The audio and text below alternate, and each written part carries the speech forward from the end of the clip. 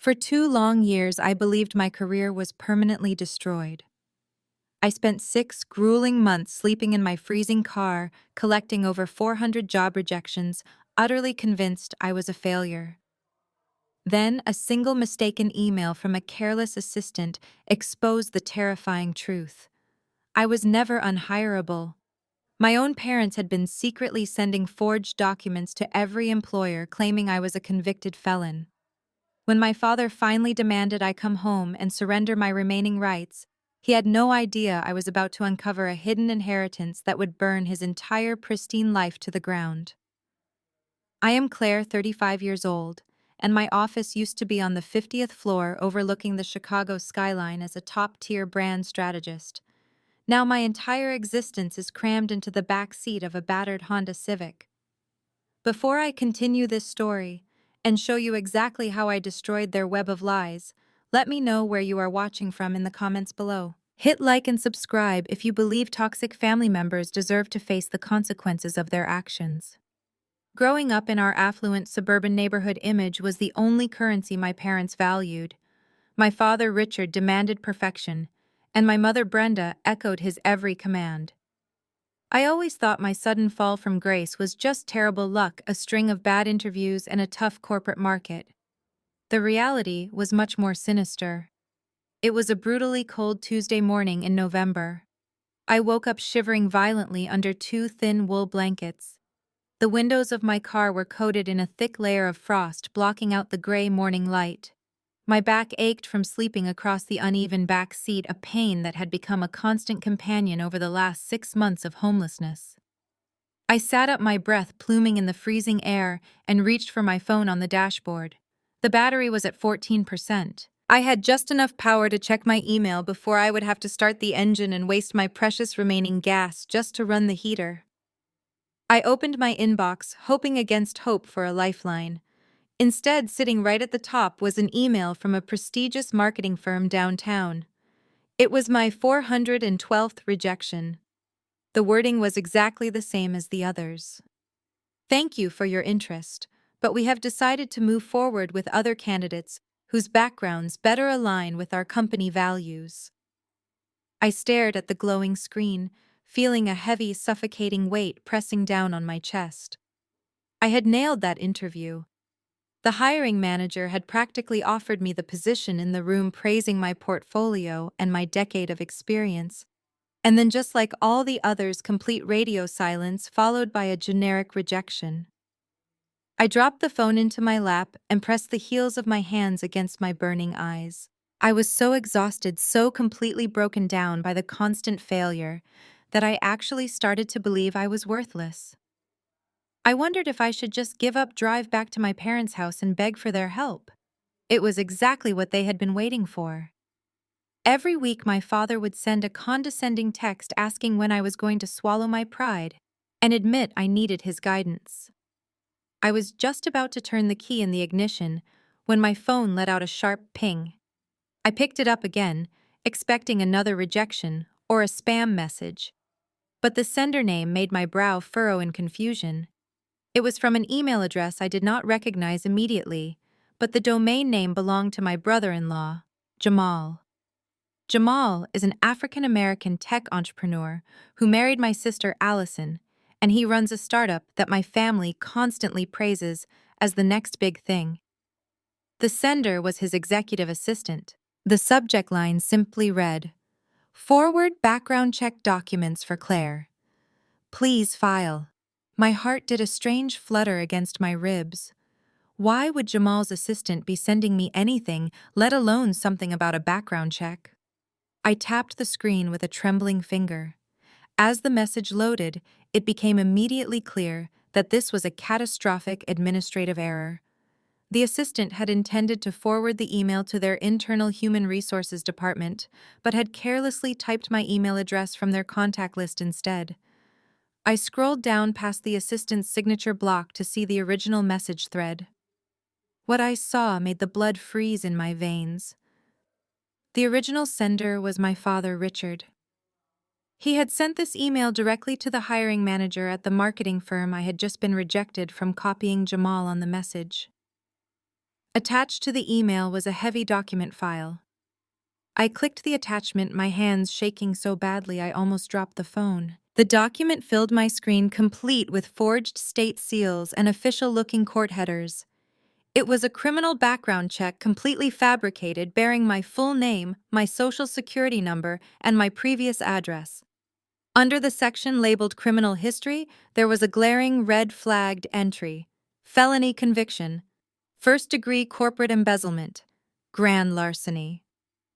The document detailed a completely fictional narrative where I had allegedly stolen hundreds of thousands of dollars from my previous employer, resulting in a quiet termination and a sealed conviction to avoid public scandal. I could not breathe. The air in the car suddenly felt too thin. I scrolled back up to read the text of the email my father had written to the hiring manager. His words were carefully crafted, dripping with fake paternal concern and calculated venom. He wrote to the hiring committee. As Claire's father, it breaks my heart to write this, but I feel a moral obligation to protect your company. Claire has struggled with severe ethical issues and mental instability. We have tried everything to help her, but she refuses treatment. I have attached her sealed background documents for your reference. For the safety of your financial assets, I strongly advise against bringing her into your organization. Please keep this communication confidential, as we are trying to manage her condition privately. I read the words again, and then a third time. The suffocating weight of failure that had been crushing me for 2 years instantly evaporated, replaced by a blinding, white-hot rage. I was not unhireable. I was not a failure. Every single time I got close to securing a job, every time I made it to the final round of interviews, my own flesh and blood had been hunting down the hiring managers and poisoning the well. My father had systematically dismantled my life using Jamal's tech resources and connections to track my applications and intercept my success. They had watched me lose my apartment. They had watched me sell everything I owned. They had watched me move into my car as winter approached, all while playing the concerned family members, waiting for me to hit rock bottom. They did not want to help me. They wanted to break me. They needed me completely dependent, completely destroyed and isolated from the rest of the world. I threw the thin wool blankets off my lap. The cold did not bother me anymore. A strange, terrifying calm washed over me. I was no longer the confused, desperate woman crying over a rejection letter. I was a woman who had just been handed the exact blueprint of her own destruction and the names of the architects. I saved the email, downloaded the forged document, and forwarded everything to a secure cloud drive. I turned the key in the ignition. The old engine sputtered and roared to life. I put the car in drive and pulled out of the icy parking lot, heading straight toward the gated community where my parents lived. I did not know yet why they had gone to such psychotic lengths to ruin my life, but I was going to walk into their Sunday dinner and tear the truth out of them. The tires of my Honda spun against the sleet-covered asphalt as I forced the car onto the main road.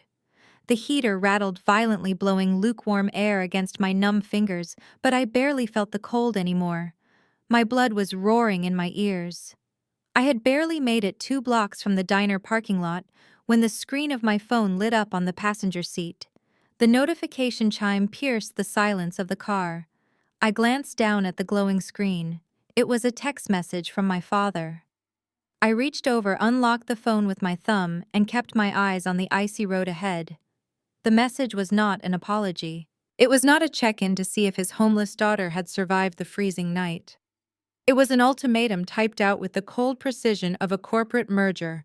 It read, "Come home and apologize to your sister. We are all waiting for you.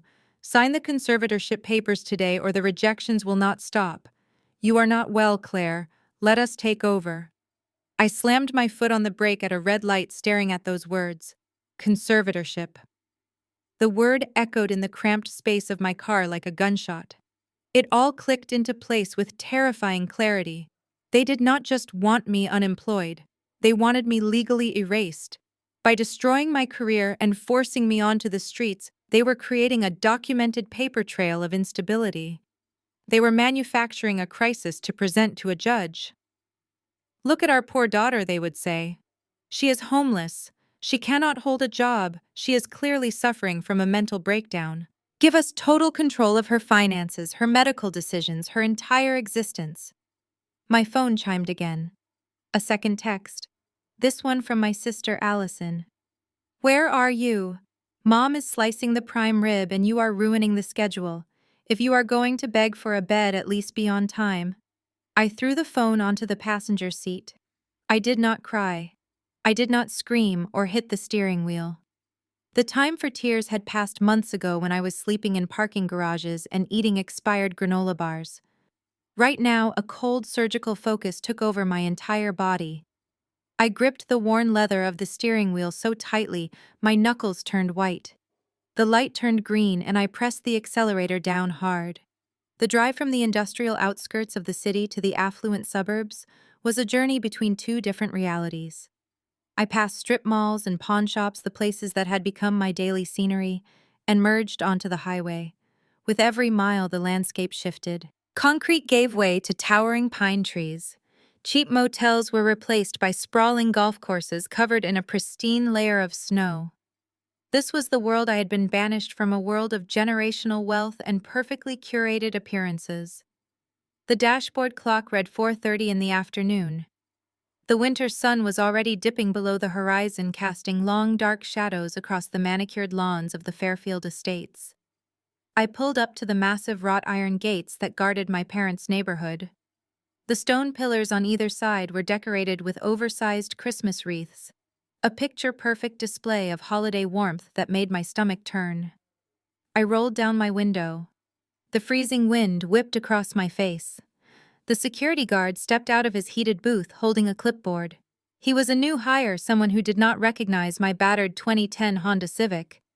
He looked at the rust on my passenger door and the cracked rear bumper with undisguised suspicion. Name and destination, he asked, his tone clipped and professional.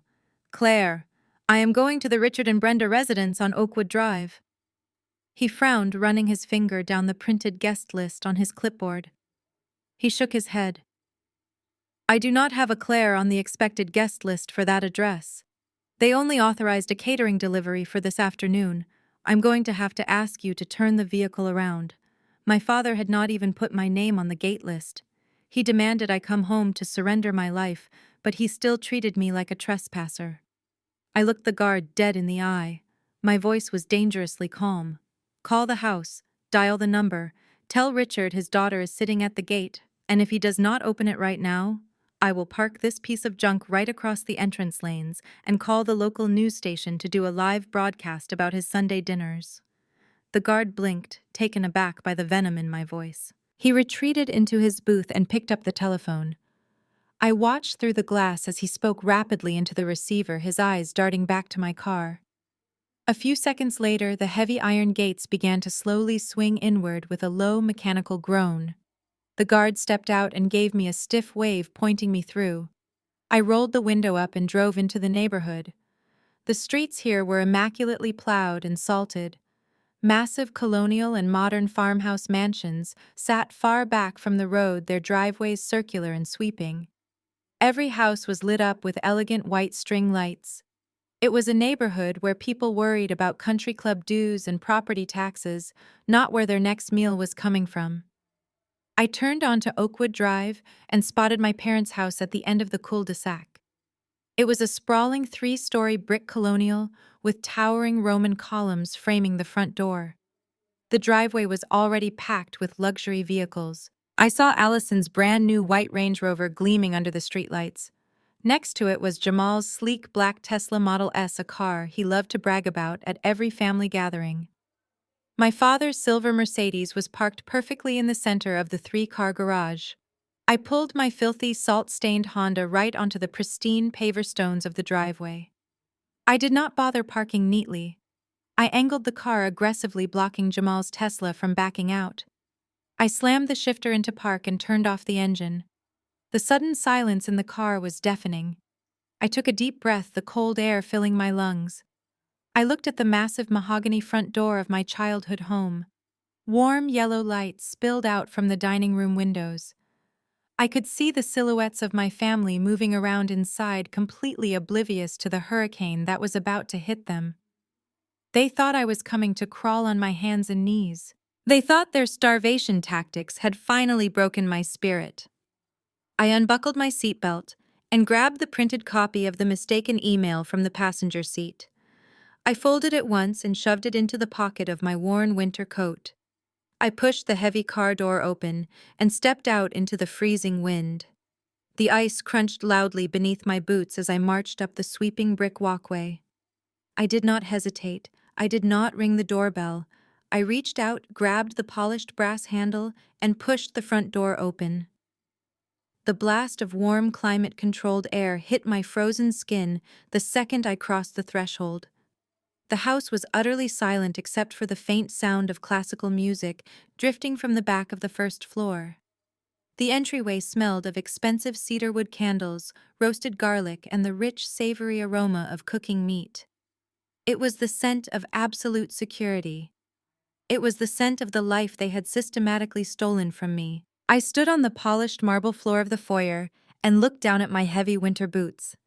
They were caked in dirty snow and gray street salt. With deliberate heavy steps, I walked forward, leaving wet, muddy tracks across the pristine white marble. I did not take off my worn coat. I did not brush the melting ice from my hair. I walked straight down the grand hallway, guided by the soft clinking of crystal glasses and the low murmur of polite laughter. As I approached the arched doorway of the formal dining room, the laughter grew louder. I stopped just outside the frame and looked in. The scene before me looked like a spread from a luxury lifestyle magazine. A massive crystal chandelier cast a warm golden glow over a long mahogany table. The table was set with fine bone china, sterling silver silverware, and tall crystal wine glasses filled with expensive dark red Cabernet. Sitting at the head of the table was my father, Richard. He was wearing a crisp button-down shirt and a cashmere sweater, holding a large carving knife over a massive, beautifully roasted prime rib. To his right sat my mother, Brenda, her blonde hair perfectly styled, wearing a silk blouse and a pearl necklace. On his left were my sister, Allison, and her husband, Jamal. Allison was holding up her wine glass while Jamal leaned in close to her, whispering something that made her giggle. They looked so incredibly happy. They looked like a family that did not have a daughter starving in a freezing car just a few miles away. I stepped into the light of the dining room. My heavy boots made a loud thud against the hardwood floor. The laughter stopped instantly. Four heads snapped in my direction. The transformation in their faces was immediate and brutal. The warmth vanished from my parents' eyes, replaced instantly by a cold, calculating irritation. Allison let out a loud, dramatic sigh and dropped her hand, splashing a few drops of dark red wine onto the pristine white tablecloth. My mother was the first to speak. She did not ask if I was okay. She did not ask how I had survived the recent blizzard. She physically recoiled, pressing a stiff white linen napkin against her nose. "Good Lord," Claire Brenda said, her voice dripping with absolute disgust. "What on earth is that smell? You smell like a wet dog and cheap gasoline. Could you not have at least showered at a public shelter before coming into my home? You are tracking filthy gray slush all over my imported rugs." I stood at the end of the table staring at her. I did not say a word. I let the silence hang in the air, heavy and suffocating. My father slowly lowered the carving knife. He looked at me with a mixture of pity and deep annoyance, the exact look a person might give a stray animal that had wandered into their immaculate backyard. "We told you to come over, Claire," Richard said smoothly, picking up a linen napkin to wipe his hands. "But we expected you to have the decency to present yourself properly. We are having a family dinner. You are interrupting." Allison rolled her eyes and picked up her phone, completely dismissing my presence. "This is exactly what I was talking about," she muttered loudly to no one in particular. "She always does this. She waits until we are perfectly settled and then she barges in to put her misery on display. It is just a manipulation tactic to make us feel bad. We are trying to have a nice evening and now the whole room smells like an alleyway." Jamal shifted in his chair. He was wearing a custom-tailored designer suit, looking every inch the successful tech chief executive officer he claimed to be. He looked at me with a sickeningly sweet smile, playing the role of the generous and patient brother-in-law. He let out a soft chuckle and shook his head, reaching into the inner breast pocket of his tailored jacket. "Hey now, let us take it easy on her, Allison," Jamal said in a smooth, patronizing tone. "It is rough out there in the real world. Not everyone has the discipline to keep their head above water. Sometimes people just need a little charity to get back on their feet." Jamal pulled out a thick leather money clip. I watched him peel a crisp $50 bill from the stack. He leaned back in his chair, extended his arm, and casually tossed the bill across the table. It fluttered through the air and landed right near the edge of the mahogany table, a few inches from my muddy boots. "Go buy yourself a hot meal, Claire," Jamal said, his eyes locking onto mine with supreme arrogance. "Get a hot coffee, maybe a cheap motel room for the night, and take a long shower. Clean yourself up. When you are ready to stop playing the victim and actually join the adult world, give my assistant a call. I might have some entry-level data entry work you can do at my office." The room went quiet again. They were all waiting for my reaction. They were waiting for me to break down. They expected me to fall to my knees, grab the $50 bill with trembling fingers, and cry tears of gratitude for their incredible generosity. They wanted me to beg. They had spent 2 entire years carefully orchestrating my financial and professional destruction just to enjoy this exact moment of supreme power over me. I looked down at the $50 bill resting on the polished wood. Then I looked back up at Jamal. I did not blink. I did not raise my voice. I did not let a single ounce of the raging inferno inside my chest show on my face. I reached my cold, stiff fingers into the deep pocket of my winter coat. I felt the sharp edge of the folded printer paper. I pulled it out. I walked slowly down the length of the table. Brenda instinctively leaned back in her chair as I passed her, as if my very presence might infect her. I stopped right next to my father. He looked up at me, his jaw clenching in irritation at my refusal to follow his script. I unfolded the paper with deliberate, agonizing slowness. I smoothed out the creases. Without a single word, I extended my arm and slapped the paper directly onto the center of the massive silver platter. The paper landed right on top of the steaming roasted prime rib. The dark red au jus and the hot grease immediately began to seep into the edges of the crisp white page, turning the paper slightly translucent. But the black ink printed on the page remained perfectly bold and entirely legible. The disrespect of the gesture shocked them so deeply that nobody moved for a full 3 seconds. Allison gasped out loud. Jamal sat up straight, his fake smile instantly vanishing. "What the hell is wrong with you?" Richard barked, his face flushing with sudden anger. He reached out to snatch the ruined paper off his expensive dinner. But as his fingers brushed the edge of the page, his eyes caught the bold text printed at the very top. He froze. His hand hovered over the meat. I watched his eyes dart back and forth as he read the first few lines.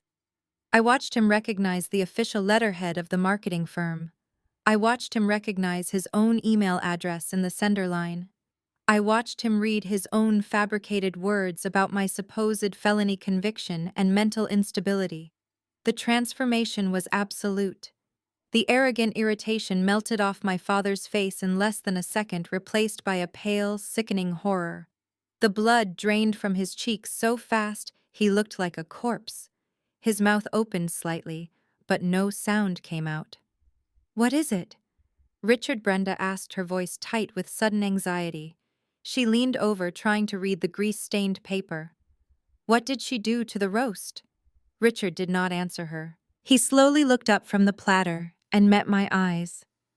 For the first time in my entire life, my father was looking at me with pure, unadulterated fear. He knew exactly what that piece of paper meant. He knew I had the proof. He knew the game was completely over. The silence in the dining room was no longer just quiet. It was deafening.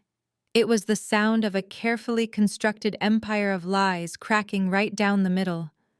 I leaned down, placing both of my hands flat on the mahogany table, bringing my face just inches from my father's pale, sweating forehead. "Keep your $50, Jamal," I said, my voice barely above a whisper, but cutting through the silent room like a razor blade. I think Richard is going to need it to hire a very good defense attorney. For a fraction of a second, the mask slipped entirely. My father looked at the grease-stained paper on the prime rib, and I saw the genuine panic of a man who realized he had left a paper trail. But Richard had not built his fortune by crumbling under pressure. He was a master manipulator, and I watched him physically reset his posture. The fear vanished from his eyes, replaced instantly by a look of deep, condescending pity. He let out a slow, heavy sigh and shook his head. He did not apologize. He did not deny sending the email. Instead, he looked at me like I was a tragic, broken thing that he was graciously putting up with. Defense attorney Richard repeated, letting out a dry, humorless chuckle. "Claire, please listen to yourself. You are not making any sense. You are clearly having another paranoid episode.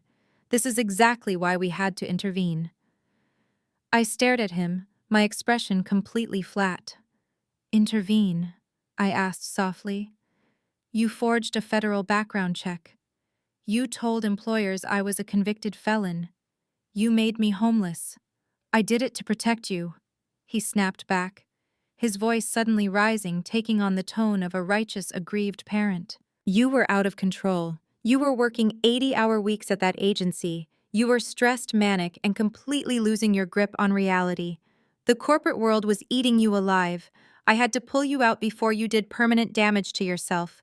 I gave you an out. I fabricated that document so you would be forced to take a break and come home where we could take care of you."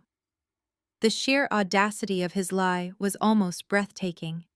He was standing in a multi-million-dollar dining room, wearing cashmere, telling his freezing, starving daughter that he had destroyed her life as an act of profound paternal love.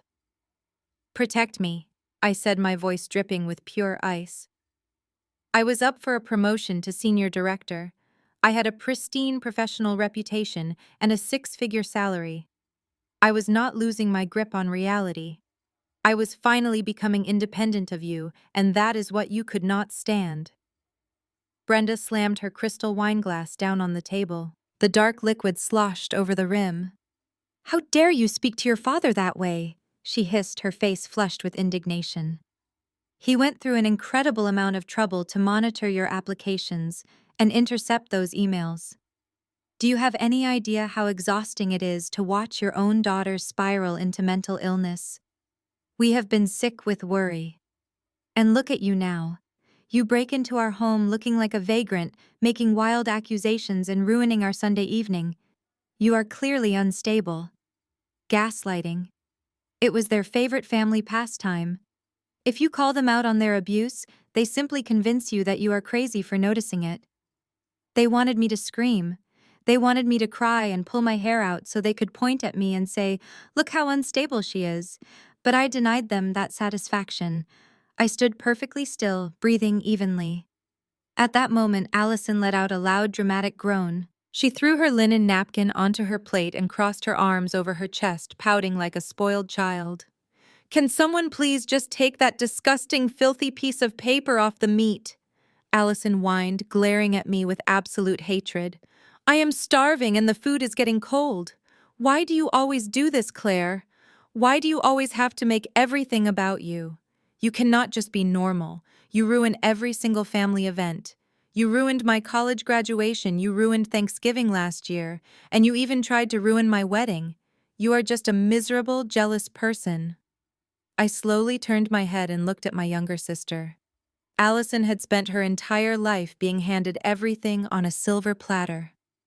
She lived in a $2 million mansion that she did not pay for, drove cars she did not finance, and wore clothes she did not earn.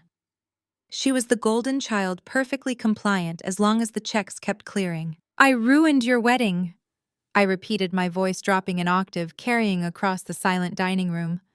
That is a fascinating way to remember that day. Jamal suddenly shifted in his seat. The smug, arrogant smile he had been wearing since I walked in suddenly faltered. "Claire, that is enough," he warned, his voice tight. I ignored him completely, keeping my eyes locked dead on Allison. "Tell me, Allison, did..." Jamal ever explained to you why the catering staff almost packed up their trucks and walked out right before your cocktail hour started? Allison blinked, her brow furrowing in genuine confusion. What are you talking about? The catering was perfect. We had the imported Wagyu beef and the champagne tower. Yes, you did, I replied smoothly. But you almost had 200 empty plates and a room full of thirsty guests. Because 30 minutes before the doors opened, the head caterer pulled Jamal into the hallway. Jamal had tried to pay the final $32,000 balance, but his black card declined. Jamal slammed his hand flat against the table. I said, "That is enough, Claire. It was a banking error. A security freeze. It happens to high net worth individuals all the time." I let out a short, sharp laugh. A banking error. He tried 3 different credit cards, Allison. All of them declined. Maxed out. The caterer told him they were leaving. Jamal was practically in tears in the hallway, begging for an extension he was never going to get. Allison slowly turned her head to look at her husband. Her perfect manicured facade was beginning to crack. "Jamal, is that true?" she asked, her voice trembling slightly. Jamal refused to look at her. He adjusted his expensive silk tie, his jaw clenched so tight, I thought his teeth might shatter. "You did not even notice I was missing from the bridal suite?" I continued, my words hitting like rhythmic hammer strikes. I was down in the loading dock, quietly handing the head caterer my personal platinum card. "I paid $32,000 to save your perfect aesthetic wedding, Allison, and I never breathed a word of it to anyone because I did not want to embarrass Jamal on his big day. I smiled in the photos. I gave a lovely toast. I ruined absolutely nothing. I subsidized your entire fake reality." The silence that followed was absolute. Allison stared at Jamal, horror dawning in her eyes as he failed to deny a single word I had just said. For a man who built his entire personality around being a wealthy tech visionary, being exposed as a broke fraud in front of his wealthy in-laws was the ultimate humiliation. I reached down to the polished mahogany table. My freezing fingers brushed against the crisp $50 bill Jamal had tossed at me earlier. I picked it up, folded it neatly in half, and flicked it across the table. It slid smoothly over the wood and came to a stop right in front of Jamal's plate. "Keep your charity, Jamal," I said softly. "It sounds like you need this to pay down your minimum interest rates much more than I need a hot meal." My father had seen enough. The illusion of his perfect family dinner was disintegrating before his eyes, and he realized that the psychological tactics were not working. I was not the broken, pliable daughter he had engineered. He needed to regain control of the room, and he needed to do it immediately. Richard reached down to the floor beside his chair and picked up a thick, leather-bound folder. He tossed it heavily onto the table. It made a loud, authoritative thud that made Brenda jump. "That is quite enough of this fiction," Richard barked, his voice echoing off the vaulted ceiling. He pointed a rigid finger at the leather folder. "I do not care what delusions you have concocted in your head, Claire. You are unwell, and this display only proves it further. We are done playing games. You are going to sit down, and you are going to sign these papers right now." I looked at the thick stack of legal documents spilling out of the folder. Even from across the table, I could read the bold black lettering printed across the top page. "Petition for conservatorship and appointment of guardian." The trap was officially sprung. They were not just going to gaslight me. They were going to legally chain me to them for the rest of my life. I reached out and pulled the heavy leather folder closer to me across the polished mahogany table. The thick stack of premium legal paper felt substantial in my cold, stiff hands. I slowly flipped open the cover. The document was completely drawn up, legally formatted, and ready to be filed with the county courthouse.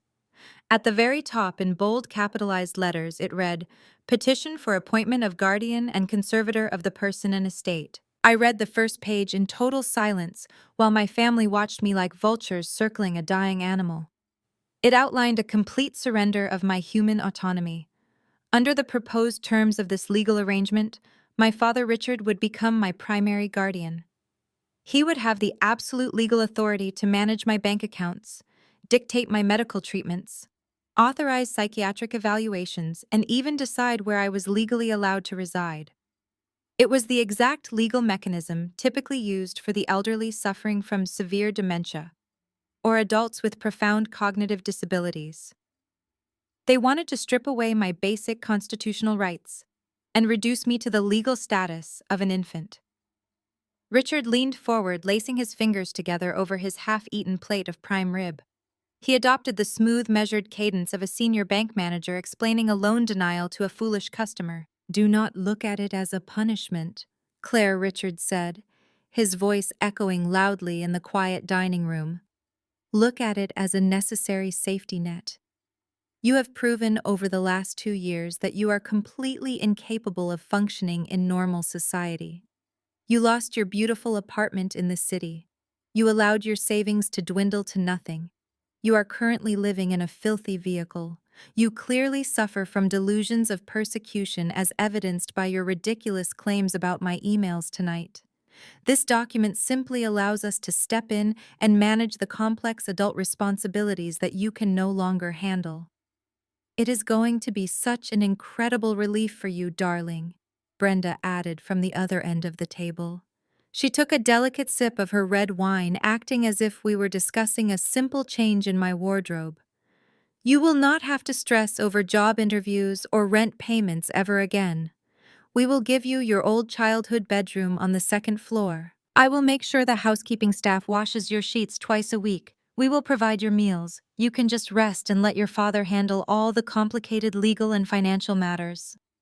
I kept my eyes fixed on the thick stack of papers. "And what exactly happens to my career?" I asked, my tone flat and devoid of any emotion. "If I sign this petition, I am legally declaring myself mentally incompetent. I will never be hired as a brand strategist anywhere in the country. You are asking me to permanently execute my professional life." This is where Jamal decided to insert himself back into the conversation, eager to regain the upper hand after I had brutally exposed his financial humiliation at the wedding. He leaned back in his expensive dining chair, swirling the dark red wine in his crystal glass. He offered me a smile so utterly condescending and arrogant that it made the bile rise in my throat. "That is exactly where family steps up," Jamal said, his voice dripping with false magnanimity. "Obviously, with your newly documented mental condition, no reputable marketing firm in the city is going to touch you. And quite frankly, Claire, given that background check your father had to send around to protect those companies, your corporate reputation is already zero. You are a massive liability to any human resources department. But I run my own tech startup. I am the chief executive officer. I make the rules. So I am willing to offer you a lifeline out of the gutter." I looked up from the legal documents and stared directly into Jamal's eyes. I waited for him to deliver his punchline.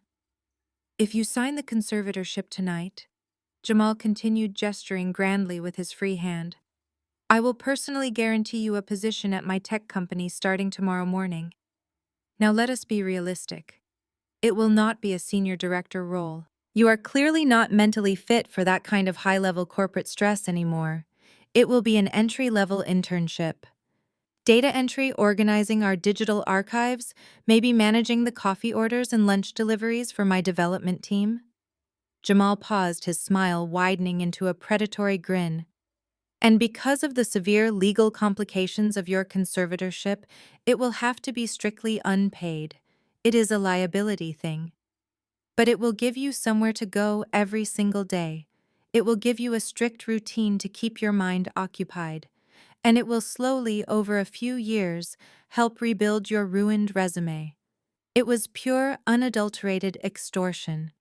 They were holding my basic human survival hostage. Jamal was drowning in massive credit card debt. I knew from the wedding incident that his startup was likely bleeding cash, and he probably could not afford to hire real administrative staff to run his office. So my family had engineered a brilliant sociopathic solution. I would be stripped of my human rights. I would be forced to live under my parents' roof like a heavily monitored prisoner. And I would be shipped off every single day to provide free slave labor to my arrogant brother-in-law. Think about it, Claire, Jamal said, leaning forward and resting his elbows heavily on the mahogany table. You have been sleeping in the back seat of a Honda Civic for 6 months. The temperature outside is dropping into the single digits tonight. It is freezing. Are you really going to walk out that front door and freeze to death in a parking lot just out of stubborn pride? Sign the papers right now.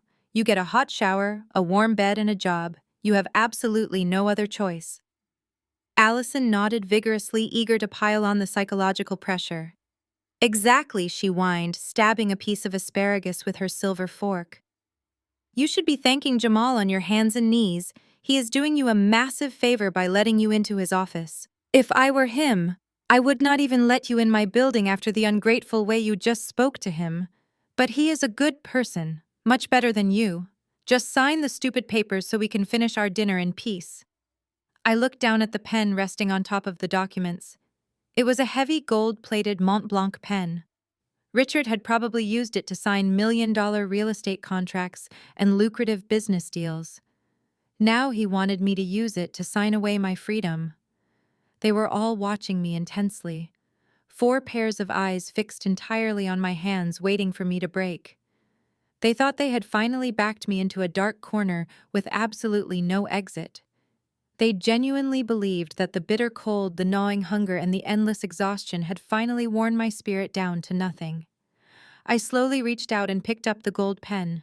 The metal felt heavy and cold against my skin. I rolled it slowly between my thumb and index finger, testing its weight. A deeply satisfied smile began to spread across Richard's face. The tension in his shoulders visibly relaxed.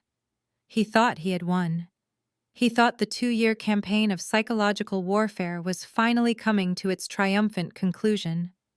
He was already visualizing the absolute control he would have over my life starting tomorrow morning.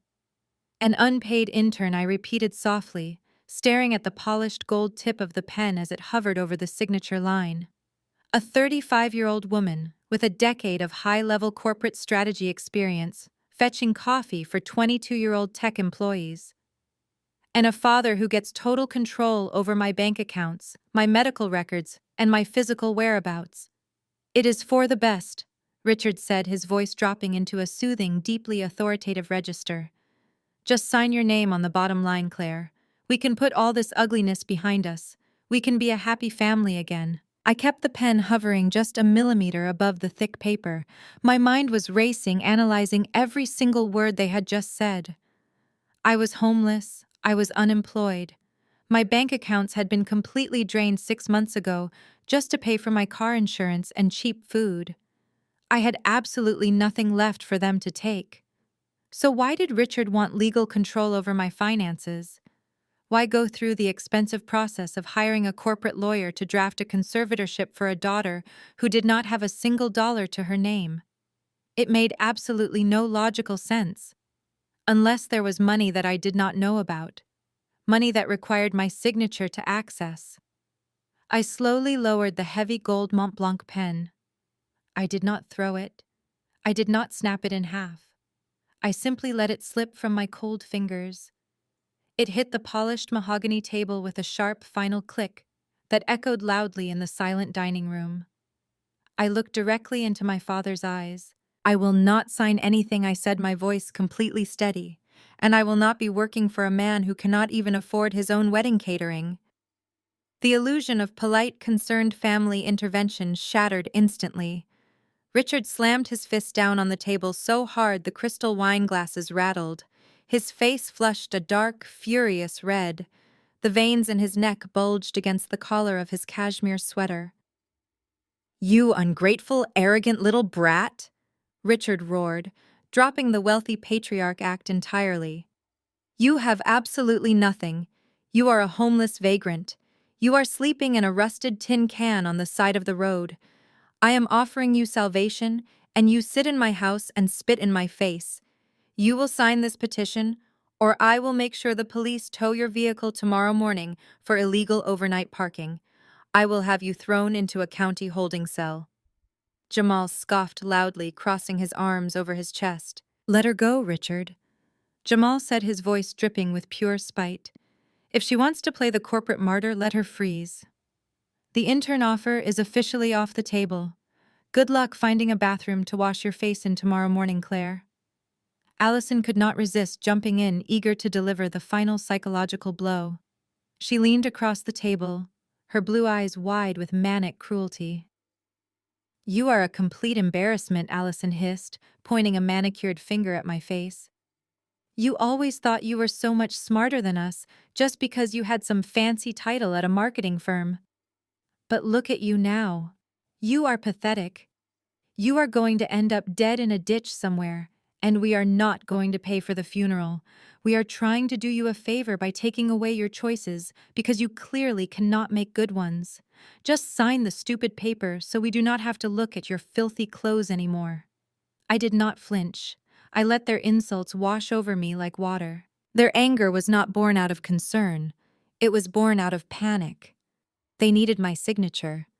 They were desperate for it. And my absolute refusal was driving them to the edge of losing control. But it was my mother who finally broke. Brenda was a woman who despised prolonged discomfort and ugly scenes. She liked things handled quickly and quietly, so she could go back to her perfectly curated life.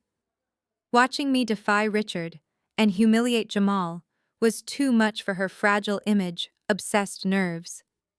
She threw her linen napkin onto her plate and stood up abruptly, her chair scraping loudly against the hardwood floor. "Enough!" Brenda shrieked, her voice shrill and hysterical. "I am sick and tired of this ridiculous standoff. We have spent months setting this up. We are trying to protect the family assets from your erratic behavior."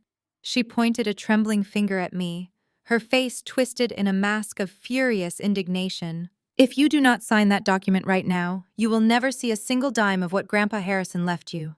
We have already frozen it, Claire. The lawyers have locked it down.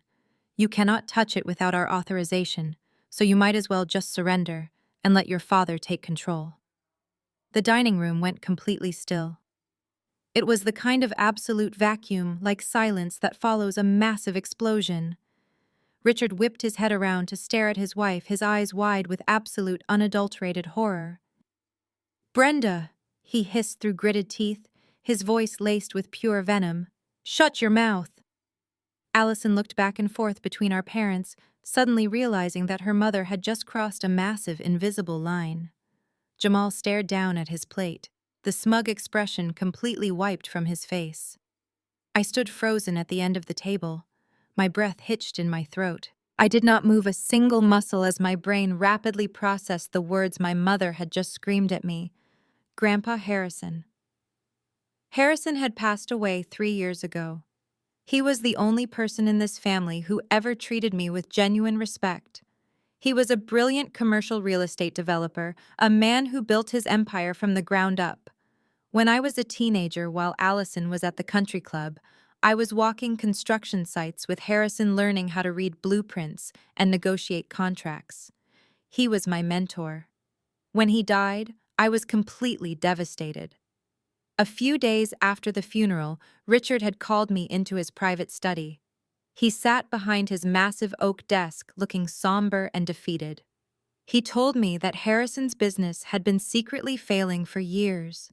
He told me that the commercial real estate market had crushed him and that Harrison died completely bankrupt. Richard claimed he had to pay for the funeral expenses out of his own pocket to save the family from public embarrassment.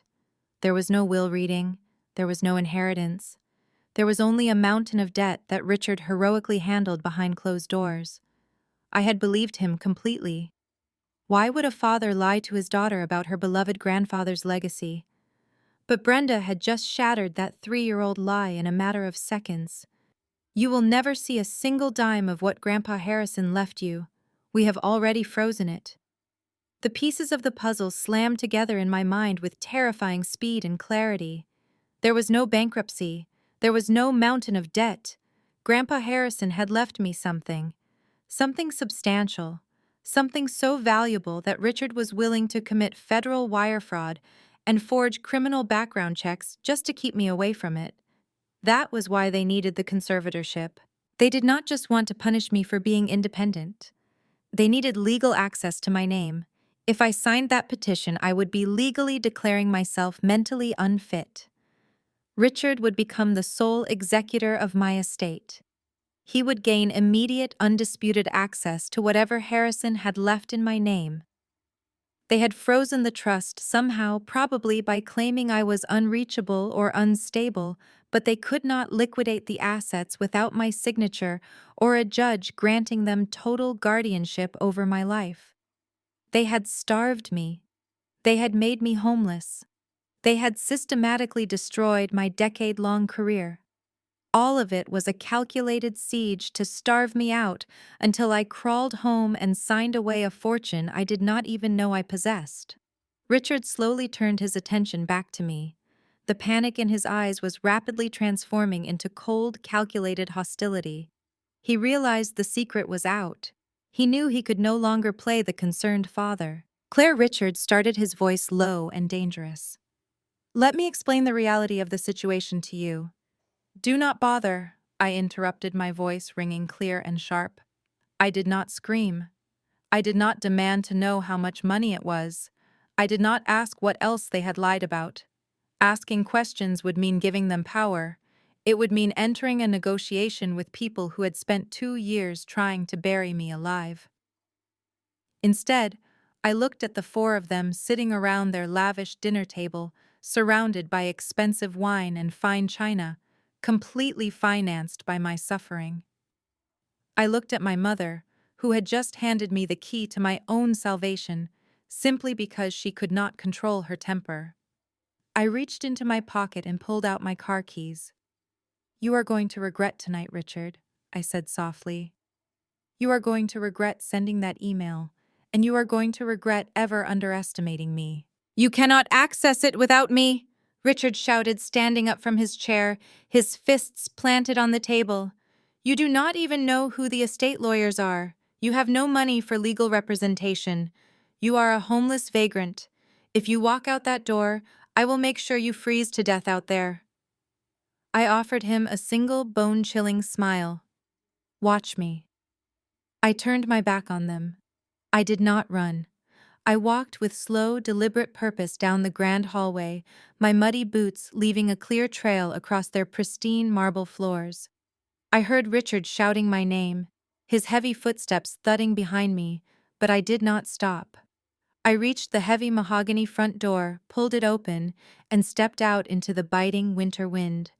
The cold did not feel painful anymore. It felt like adrenaline. It felt like absolute clarity. I walked down the sweeping driveway and climbed into my battered Honda Civic. I locked the doors, shoved the key into the ignition, and brought the engine to life. Through the windshield, I saw Richard standing on the front porch, his face contorted in rage, watching me back out of the driveway. I shifted into drive and hit the gas.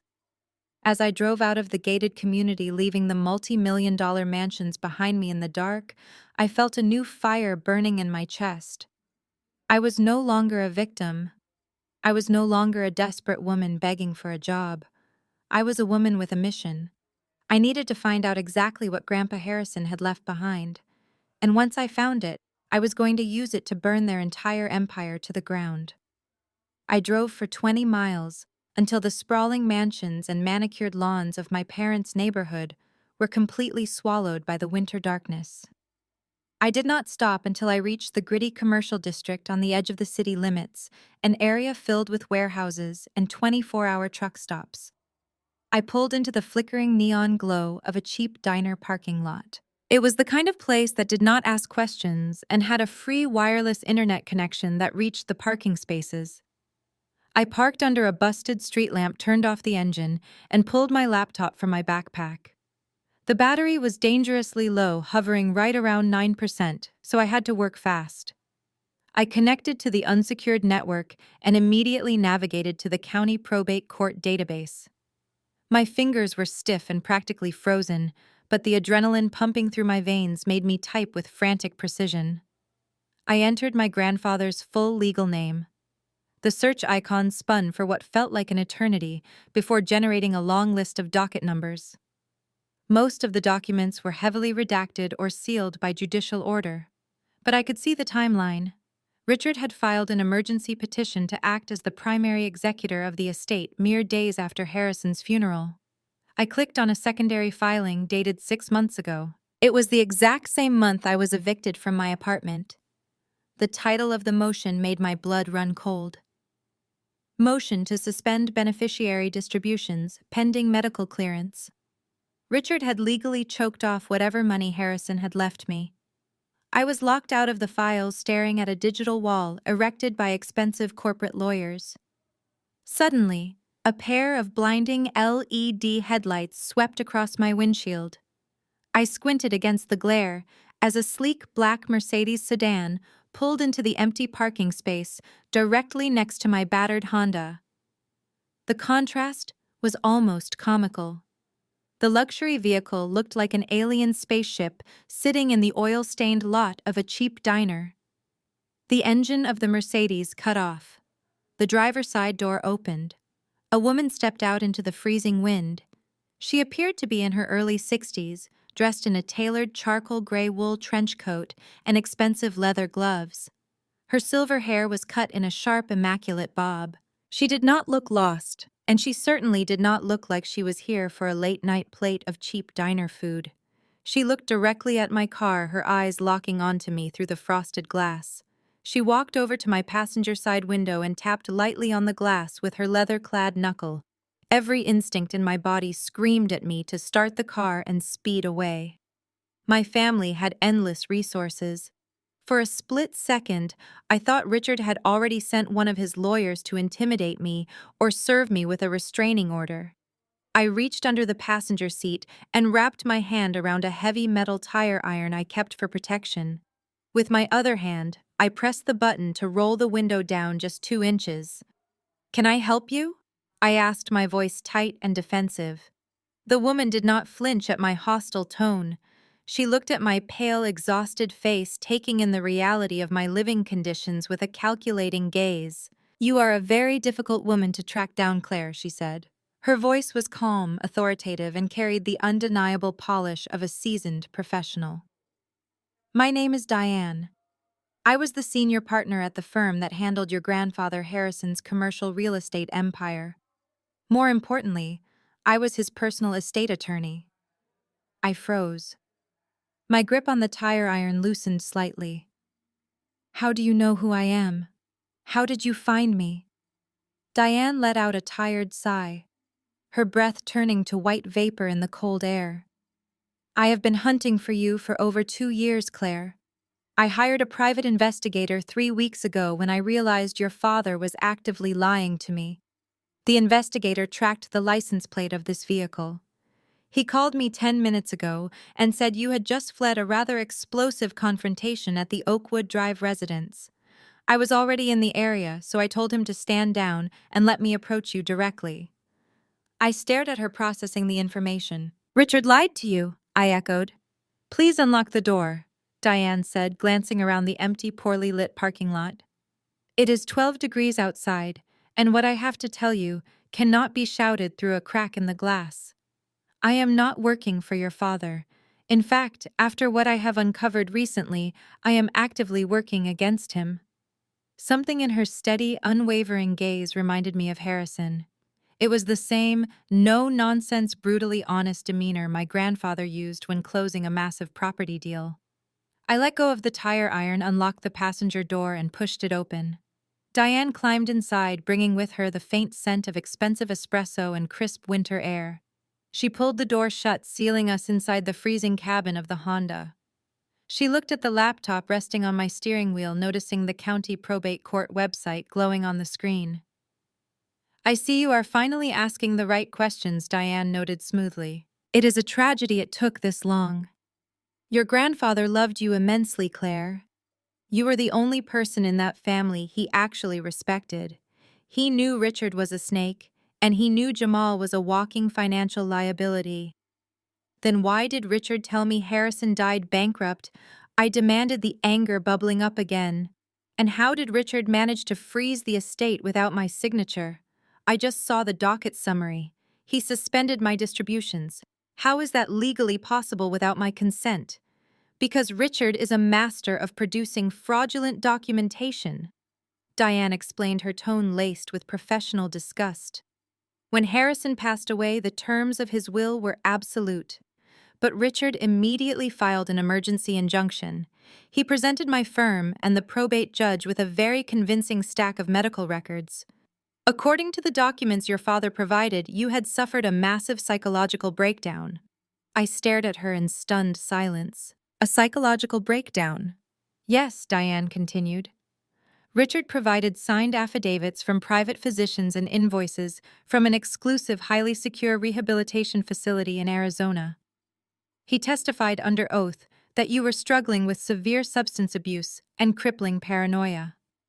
He claimed you were completely unreachable, residing in an inpatient lockdown ward, and that handing you a massive financial inheritance would literally sign your death warrant. The sheer scale of the lie was paralyzing. Richard had not just lied to employers, he had committed perjury. He had defrauded a judge.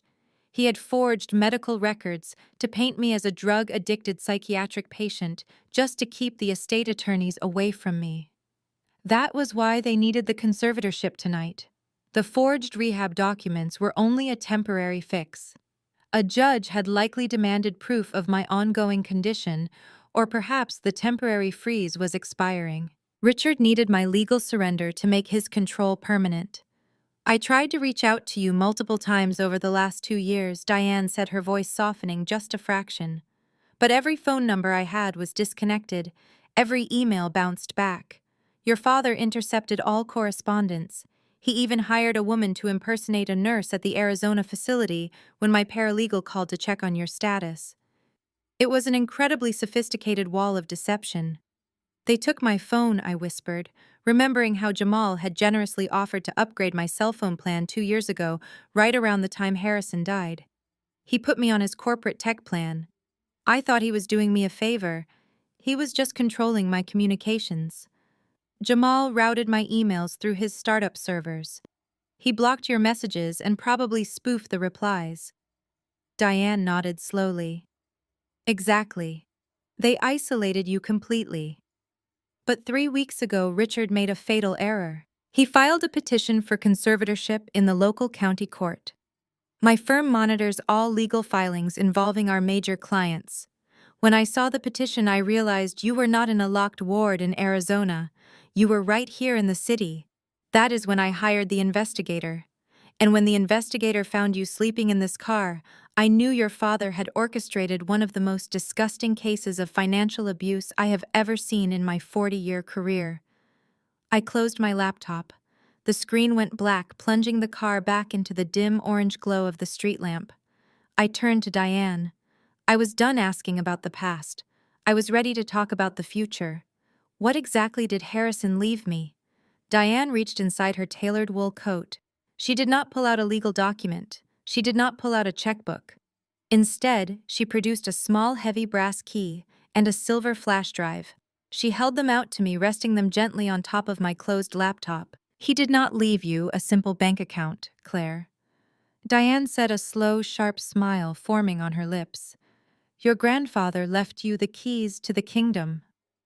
I stared down at the items resting on the cold plastic lid of my laptop.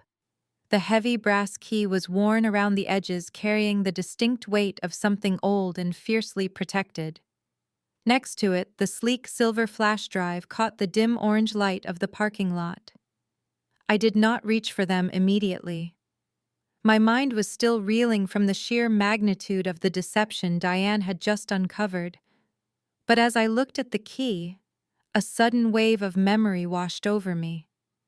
I remembered being 12 years old, sitting in my grandfather Harrison's massive corner office, watching him lock important client files into a thick steel safe. He always told me that the most valuable things in this world required a lock, a key, and a person who knew how to keep their mouth shut. I looked back up at Diane. The keys to the kingdom. I repeated, my voice barely above a whisper. What exactly does that mean?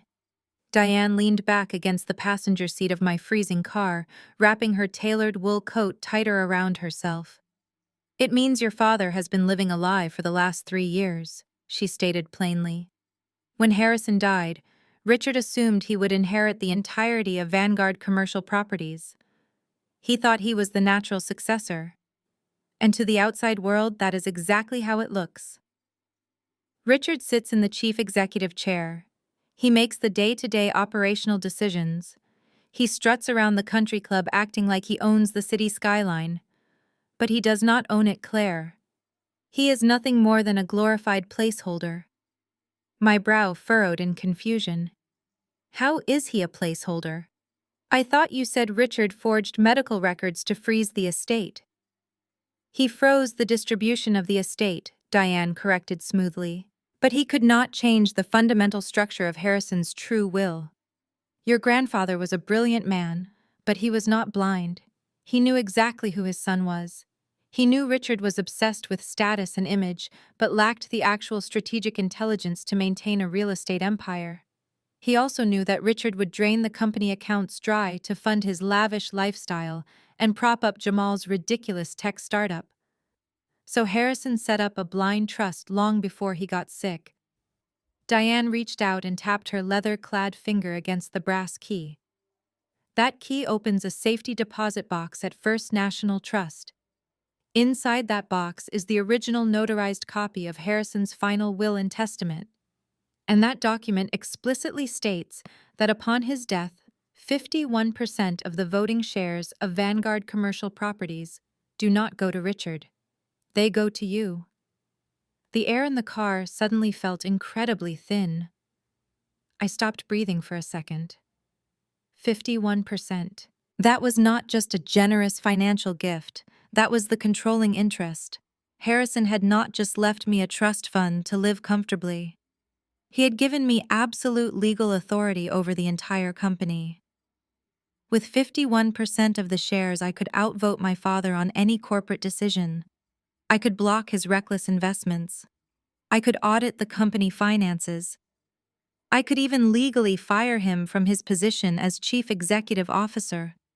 He left me the company. I whispered, the reality of it hitting me like a physical blow. But why did I not know about this? If the will was absolute, why did the probate court not transfer the shares to me 3 years ago when he died? Because Harrison wanted to make sure you were ready to carry the weight of the crown. Diane explained, her tone shifting into the precise, calculated cadence of a senior attorney. He knew you were climbing the corporate ladder at your marketing firm. He was incredibly proud of you. But he also knew that handling a massive commercial real estate portfolio required a person who was deeply hardened by the world. He did not want to hand you the keys while you were still young and easily manipulated by your parents. So he placed 3 very specific stipulations on the transfer of the shares. I kept my eyes locked on Diane. What were the stipulations? Diane held up 3 fingers, counting them off one by one. First, the shares would be held in a secure trust until your 35th birthday. Second, upon turning 35, you had to prove to the probate judge that you were gainfully employed in a corporate or strategic capacity. And third, you had to be of entirely sound mind, completely free of any legal guardianship or financial oversight. The silence that followed her explanation was absolute. I could hear the faint, erratic ticking of my battered Honda engine trying to stay warm. I could hear the wind howling against the frosted glass of the windows. It was like staring at the final missing piece of a massive, terrifying puzzle. Every single thing my family had done to me over the last 2 years suddenly made perfect, terrifying sense.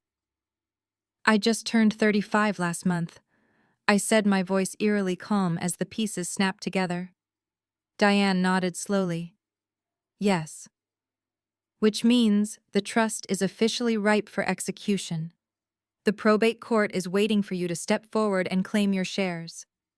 I let out a harsh, bitter laugh that held absolutely no humor.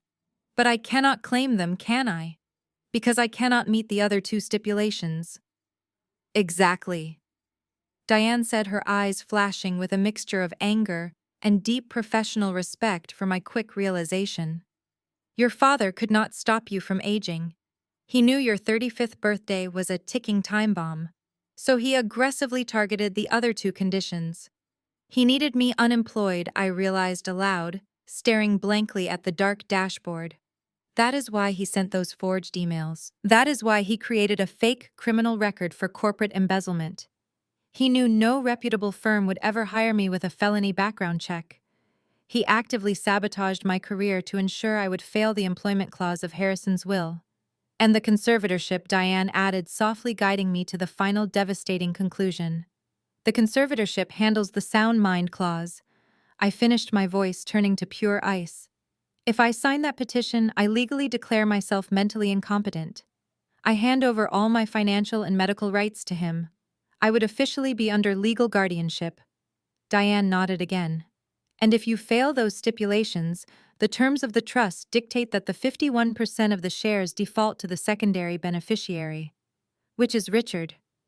My father did not hate me. He did not think I was a failure. He was utterly terrified of me. He was terrified of the day I would walk into the boardroom, take my seat at the head of the table, and realize he had been squandering Harrison's legacy. He engineered my homelessness, my starvation, and my professional destruction just to trigger a default clause in a legal document. He wanted me broken and begging for a bed so that I would willingly sign away hundreds of millions of dollars without ever knowing it existed. It is brilliant, I said softly, the words tasting like ash in my mouth. It is absolutely sociopathic, but it is brilliant. He manufactured a crisis to prove I was unfit, and then offered to save me from the very crisis he created. He almost got away with it. Diane agreed. He played the concerned, wealthy father perfectly. He had the best corporate defense lawyers drafting that conservatorship. He had my entire firm blocked out with his forged medical documents. If that assistant had not accidentally forwarded you the background check email this morning, you probably would have signed that petition tonight just to escape the cold. I looked down at the silver flash drive sitting next to the brass key. I felt a profound shift deep inside my chest. The exhaustion that had been weighing me down for 6 months was completely gone. The sadness of being rejected by my own parents evaporated, leaving behind a cold, highly functional fury. They had tried to bury me in the dirt, but they had forgotten that I was a strategist. They had forgotten that Harrison taught me how to read the fine print. "What is on the drive, Diane?" I asked, my voice completely steady. "If the original will is in the bank vault, what did you bring me tonight?" Diane reached out and picked up the flash drive. "The will proves what belongs to you," she said, her eyes locking onto mine.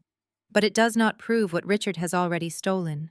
Your father is desperate to finalize this conservatorship because he is not just trying to secure his future. He is trying to cover his tracks." She held the drive out to me.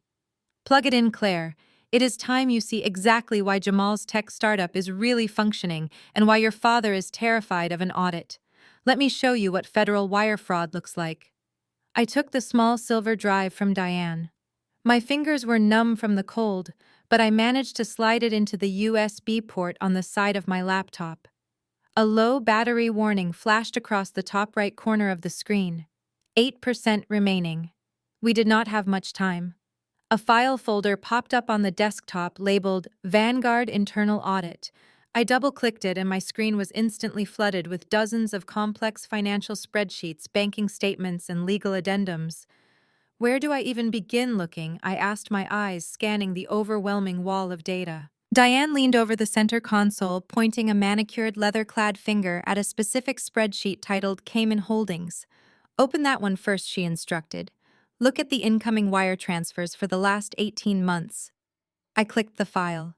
Rows of transactions populated the screen. I scrolled through the dates, my eyes drawn to the massive numerical values in the deposit column. $200,000, $450,000, $700,000. The money was flowing into a single offshore account like a raging river. "Who owns this account?" I asked. "Look at the outgoing transfers," Diane replied, her voice grim. "Follow where the money goes after it sits in the Caymans for a week to wash the digital trail." I scrolled to the right side of the spreadsheet. The outgoing wire transfers were entirely directed to a single domestic corporate account. The registered name of the receiving entity was Apex Innovations. My breath hitched. Apex Innovations was Jamal's tech startup. It was the company my family constantly praised at every holiday gathering. It was the company Jamal claimed was securing massive rounds of venture capital funding and disrupting the industry. Jamal does not have any venture capital investors, Diane stated flatly, confirming my exact thoughts. His software product was a complete failure. He has not landed a legitimate corporate contract in over 2 years. His company is bleeding cash every single day just to keep the lights on and pay the lease on his premium office space. Apex Innovations should have filed for bankruptcy 18 months ago. But he is still operating, I said, staring at the screen. He is still driving a brand new Tesla and throwing lavish anniversary galas, because someone is actively funding him. I looked back at the incoming transfers to the offshore account. I highlighted the routing numbers of the originating bank. I opened a second document, the master ledger for Vanguard Commercial Properties, the company my grandfather had left to me. I pressed a quick keyboard shortcut to search the document. I pasted the routing number. The screen jumped to a page deep inside the Vanguard ledger. The numbers matched perfectly. My stomach turned violently.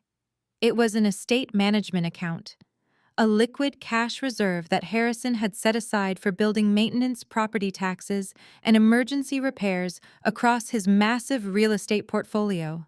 Richard has been illegally siphoning liquid cash from your grandfather's estate, Diane explained, her voice dropping to a harsh whisper.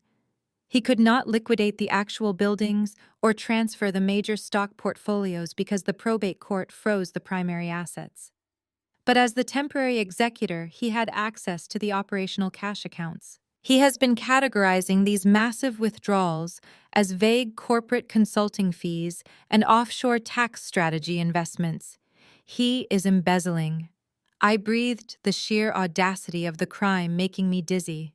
He is stealing millions of dollars from the company I own to secretly fund Jamal's failing startup. But why, I asked, looking up at Diane in the dim light of the car. Why would my father risk federal prison to bail out his son-in-law? Richard is greedy, but he is not charitable. He would never hand Jamal millions of dollars just to be nice. Because it was not charity, Diane said, her eyes narrowing. It was a transaction. Look at the dates of the largest wire transfers. I looked back at the screen. A massive wire transfer of $600,000 had been sent to Jamal exactly 2 years and 1 month ago. That was the exact same month I lost my job, I realized aloud. I scrolled down to another massive transfer. $800,000 dated 6 months ago. That was the month I was evicted from my apartment. I whispered the horrifying truth, finally taking full shape. It was a symbiotic criminal enterprise. Richard needed complete, undisputed control of the Vanguard estate to steal the rest of the fortune. To get that, he needed me entirely neutralized. But Richard was a real estate man. He did not know how to forge digital court documents, hack email servers, or manipulate corporate background check databases. But Jamal did. Jamal ran a tech company. He had servers, software developers, and high-level digital access. Jamal is not a visionary. I said, my voice shaking with a potent mixture of rage and absolute clarity. He is a cybercriminal hiding behind a custom-tailored suit. Exactly, Diane confirmed. Richard bought Jamal's technical skills with stolen trust money. Jamal used his startup's infrastructure to intercept your email spoof responses from fake recruiters and create an impenetrable digital wall between you and the outside world. He forged those background checks. He sent them to the hiring managers. Jamal isolated you digitally so that Richard could isolate you legally. They destroyed my life to keep each other rich, I said. I stared at the glowing numbers on the screen. My own father had sold my future to a failing tech CEO just to maintain his grip on a company he did not even own. They had driven me into homelessness, forced me to sleep in a freezing car, and made me believe I was fundamentally broken, all while using my own inheritance to finance the operation. And the conservatorship is their final desperate move, Diane said, her tone urgent. Richard has drained almost all the liquid cash from the operational accounts. Jamal is demanding more money to keep quiet and to keep his fake company afloat. Richard needs to start liquidating the actual real estate properties. but he cannot sell a single building without the primary beneficiary's signature. If I sign that petition tomorrow I finished for her, I legally hand Richard the right to sell the buildings. He liquidates the entire portfolio, pays off. Jamal hides the rest in the Caymans and leaves me locked in my childhood bedroom with no legal rights to ever question him. The battery warning flashed again. 4% remaining. I looked at Diane. What we had just uncovered went far beyond a simple civil lawsuit over a contested will. This was an orchestrated criminal conspiracy. This is wire fraud, I stated calmly. This is corporate embezzlement, identity theft, perjury, and extortion. This is not just a family dispute over property. This is federal prison time. Diane offered a sharp predator's smile. Yes, it is. I have already contacted a forensic accountant and 2 colleagues who specialize in white-collar criminal prosecution. We have enough digital evidence on this drive to secure search warrants for both the Vanguard corporate office and Jamal's startup servers. But we need to secure the actual physical ledgers from Jamal's office to prove he received the stolen funds knowing their origin. If we bring this to the authorities now, Richard and Jamal will claim it was a simple accounting error and destroy the internal hard drives before the FBI can raid the buildings. I closed the laptop right as the screen flickered and died. The car was plunged into darkness, illuminated only by the faint orange glow of the diner sign outside. They think they have me cornered, I said softly in the dark. Richard told me I have 48 hours to sign the conservatorship before he calls the police and has me thrown in a holding cell. He thinks I am desperate enough to crawl back to Jamal and beg for that unpaid internship just to get out of the cold. Diane looked at me carefully. What are you going to do, Claire? I reached out and pulled the silver flash drive from the dead laptop, gripping it tightly in my fist. I am going to give them exactly what they want. I am going to play the broken, defeated daughter. I am going to go back to that house tomorrow morning and accept Jamal's humiliating job offer. I am going to walk right into the center of his tech company as his unpaid coffee girl. Diane's eyes widened slightly as she understood my plan. You are going to act as a Trojan horse. They locked me out of my own life.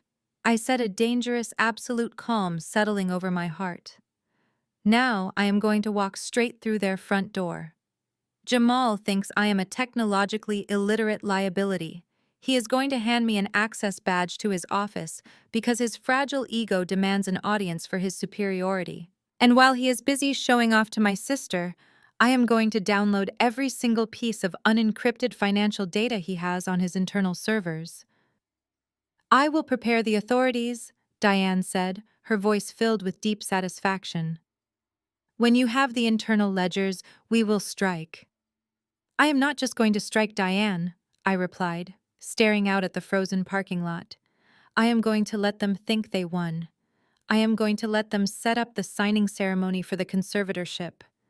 I want them in a room surrounded by their expensive lawyers, completely convinced they have destroyed me. And then I am going to take everything from them. The sun was just beginning to rise over the frozen city when I pulled my Honda Civic back up to the massive wrought iron gates of the Fairfield Estates. This time, I did not have to threaten the security guard. He saw my car approaching and immediately pressed the button to open the gates. Richard was expecting me. He knew the bitter cold of the night would be my breaking point. I parked in the sweeping circular driveway of my parents' house. I sat in the driver's seat for a long moment, looking at my reflection in the rearview mirror. My hair was tangled. There were dark, heavy circles under my eyes. I looked exactly like a woman who had reached the absolute end of her rope. I took a deep breath, let my shoulders slump forward, and wiped all the fire from my expression. I had to bury the sharp strategic executive and become the broken, pathetic daughter they desperately needed me to be. I stepped out of the car and walked up the brick pathway. I did not knock.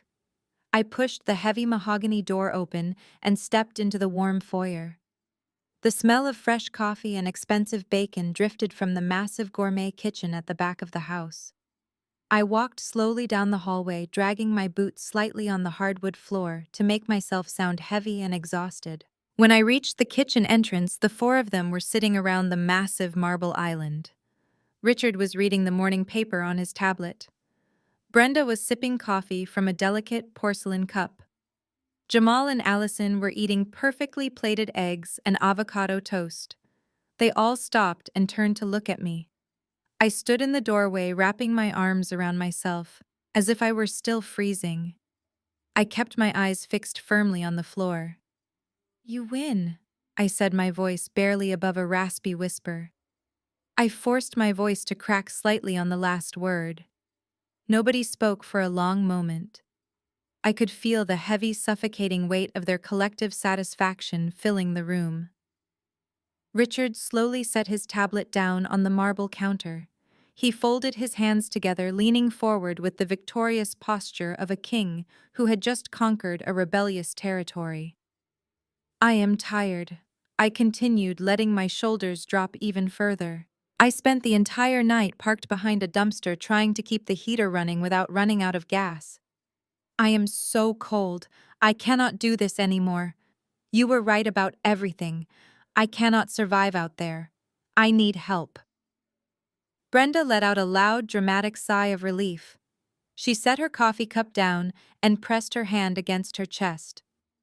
"Oh, Claire," she said, her voice dripping with fake maternal pity. "We told you this would happen. You are just not equipped to handle the pressures of the real world on your own. It breaks a mother's heart to see you like this. But I am so glad you finally came to your senses."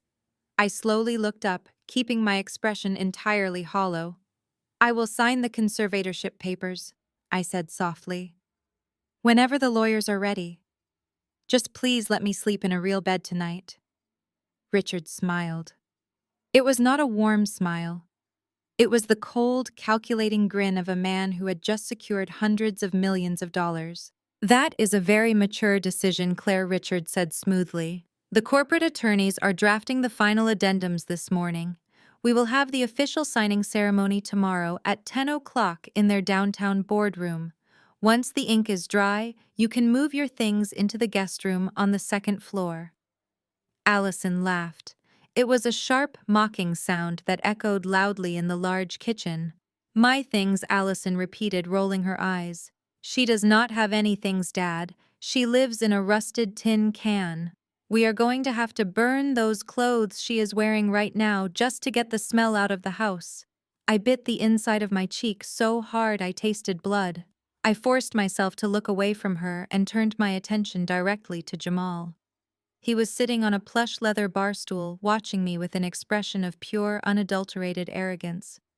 He was practically vibrating with the thrill of having his older, successful sister-in-law begging at his feet. "You said the internship offer was off the table," I said to him, keeping my voice submissive and weak.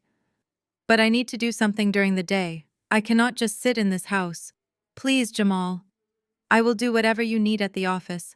I just need a routine."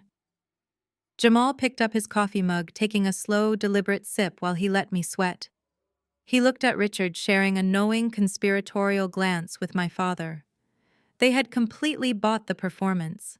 They thought they had successfully executed a masterclass in psychological warfare. "I am running a highly innovative tech company," Claire Jamal said, his tone incredibly condescending.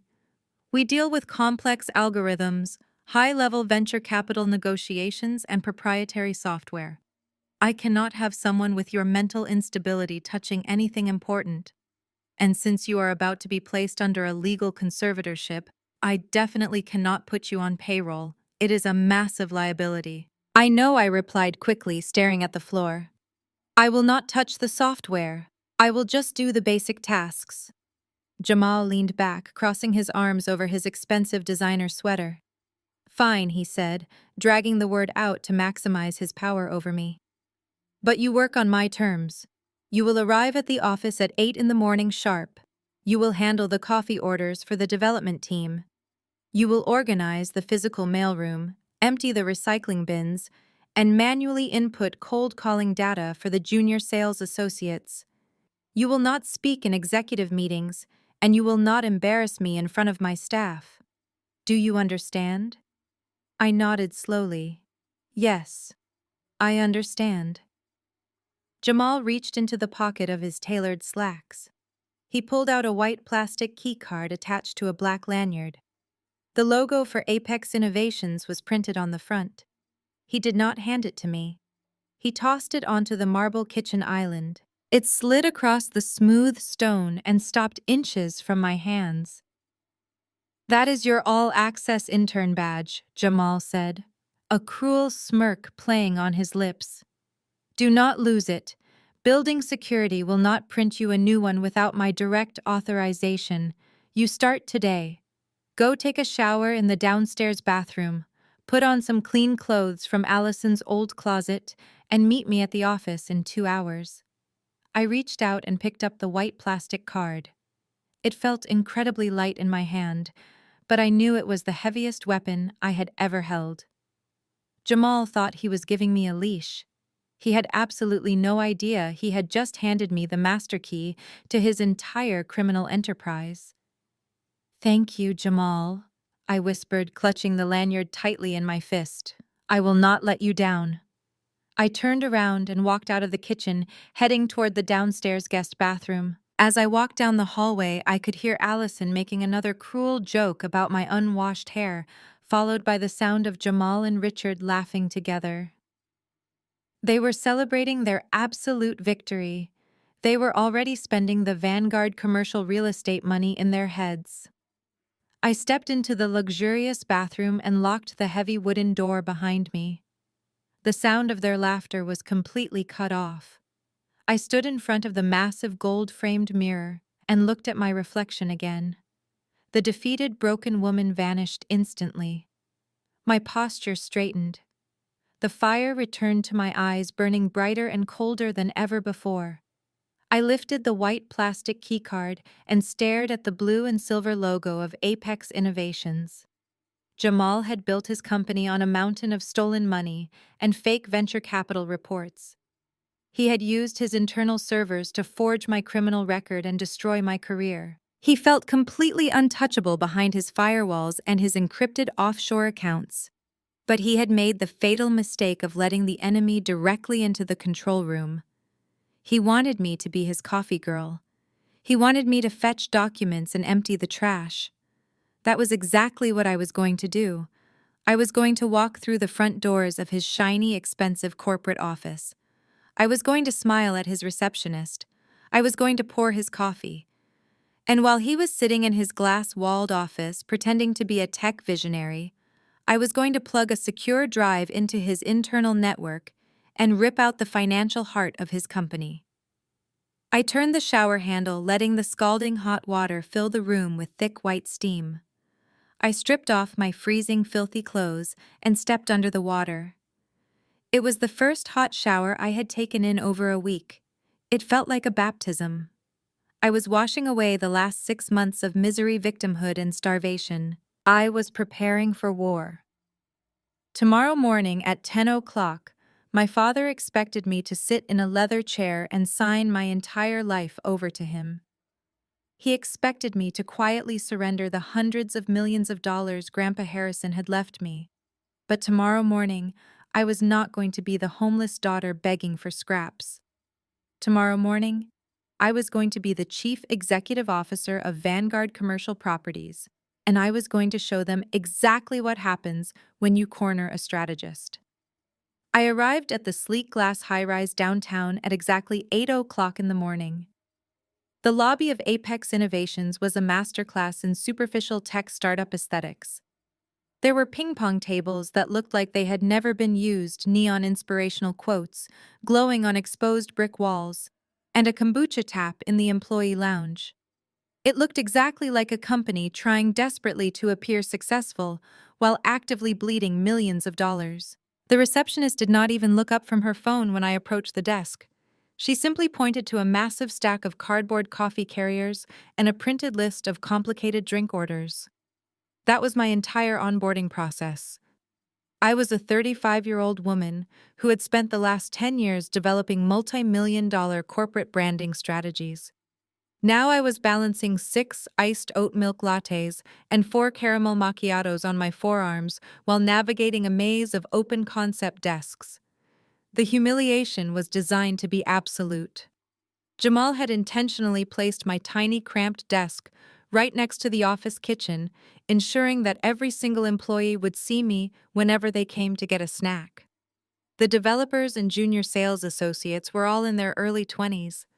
They looked at me with a mixture of confusion and pity. To them, I was just the tragic, washed-up older sister who had failed at life and needed a charity handout from their brilliant chief executive officer. I delivered the coffees one by one. I smiled blankly. I apologized when one of the 22-year-old developers complained that his latte did not have enough foam. I swallowed my pride with every single step, keeping my head down and my expression entirely vacant. I let them think I was completely defeated. But behind my blank stare, my mind was working with lethal precision. I was not just delivering coffee. I was mapping the entire floor plan. I noted the blind spots in the security cameras. I tracked the schedules of the senior network engineers. And most importantly, I located the heavy steel door of the primary server room at the far end of the hallway. Jamal had made a catastrophic error born entirely out of his own arrogance. When he tossed that white plastic keycard across the kitchen island that morning, he had given me an all-access building pass. He wanted me to be able to fetch his dry cleaning from the executive suite, grab files from the restricted archives, and restock the kitchen supplies without ever bothering him for permission. He was so focused on treating me like a master key for his personal errands that he completely forgot the digital access permissions tied to that specific badge. He assumed I was too unstable and too technologically illiterate to understand what the keycard actually granted me. By noon, my feet were aching from standing by the printer collating hundreds of pages of useless data entry reports. That was when the glass doors of the main entrance swung open and my sister Allison walked into the office. She looked like she was stepping onto a runway. She was wearing a designer trench coat, carrying 3 massive shopping bags from luxury boutiques, and holding a perfectly manicured hand up to wave at the receptionist. She did not come to the office to see her husband. She came to the office to put on a show, and more specifically, she came to gloat. Allison spotted me standing by the copy machine. Her face lit up with a cruel, predatory joy. She adjusted her designer sunglasses on top of her head and marched straight over to my cramped desk in the corner. Claire Allison called out, her voice intentionally loud enough to make several employees turn their heads and watch us. "Be a dear and take these empty coffee cups to the recycling bin for me, and grab me a sparkling water from the executive fridge." The walk from the parking garage was absolutely exhausting. She dropped 2 sticky, empty plastic cups directly onto the keyboard of my computer. She stood there with her hands on her hips, waiting for me to snap. She wanted me to yell at her so she could play the victim in front of Jamal's entire staff. She wanted to prove to everyone that I was the crazy, ungrateful sister. I looked at the sticky cups. I looked at Allison. And then I offered her a completely submissive, empty nod. "Of course, Allison," I said softly. "Right away." I picked up the trash and turned toward the kitchen. As I did, the heavy glass door of the corner office opened. Jamal stepped out wearing a custom-tailored blazer, grinning from ear to ear as he saw his beautiful wife commanding the room. He walked over, wrapping his arm around Allison's waist, playing the role of the perfect wealthy power couple. They stood right in the middle of the open concept floor plan, laughing loudly about their dinner reservations and their upcoming vacation plans. The junior employees practically tripped over themselves to compliment Allison's outfit and laugh at Jamal's terrible jokes. It was a sickening display of stolen wealth. But it was also the exact distraction I needed. Every single pair of eyes in the office was glued to Jamal and Allison. The network engineers had left their desks to join the crowd. The hallway leading to the back of the building was completely empty. I threw the plastic cups into the trash can and kept walking. I slipped past the frosted glass of the conference room and moved silently down the corridor. My heart was pounding against my ribs like a hammer, but my hands were completely steady. I reached the heavy steel door of the server room.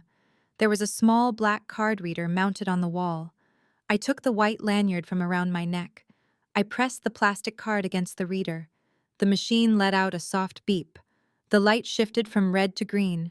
The heavy magnetic lock disengaged with a solid click. I pushed the door open, slipped inside, and let it pull shut behind me. The room was freezing cold, filled with the loud, continuous hum of towering server racks. The air smelled of ozone and hot electronics. I moved quickly to the primary administrative terminal, sitting on a metal desk in the corner. The screen was dark. I tapped the spacebar to wake it up. A password prompt appeared. I did not panic. Diane and I had prepared for this exact scenario in the diner parking lot. Jamal was a fraud, which meant his technical security was likely just as hollow as his business model. I reached into my pocket and pulled out the small silver flash drive Diane had given me. It was not just a storage device. It contained an executable script designed by one of Diane's white-collar cybersecurity experts. I plugged the drive into the terminal. The screen flickered. A black command window popped up, running lines of green code faster than my eyes could track. Within 10 seconds, the script bypassed the local administrative password and granted me full root access to the Apex Innovations internal network. I opened the master file directory. My fingers flew across the keyboard. I did not bother looking at the software algorithms or the client pitch decks. I went straight for the financial archives. I found a massive encrypted folder labeled Operations Ledger. I clicked it. The sheer volume of financial crimes displayed on the screen was staggering. I saw the exact unencrypted routing numbers matching the offshore accounts we had found the night before. I saw the massive wire transfers coming directly from the Vanguard Commercial Properties Trust. I saw fake invoices created to make the stolen money look like legitimate corporate consulting fees. I saw payroll documents showing Jamal was paying himself an astronomical salary while stiffing his vendors. It was the holy grail of federal evidence. It was everything the Federal Bureau of Investigation would need to lock Richard and Jamal in a federal penitentiary for the next decade. I initiated the mass download. I routed the entire folder directly to the secure encrypted cloud server Diane had set up for me. A progress bar appeared on the screen. It was moving agonizingly slow. The file was massive. I stood in the freezing server room staring at the blue bar creeping across the monitor. 50%, 60%. Suddenly I heard the sound of heavy footsteps echoing in the hallway outside the steel door. Someone was walking toward the back of the building. If Jamal or one of his engineers walked in and saw me standing at the root terminal, the entire plan would collapse.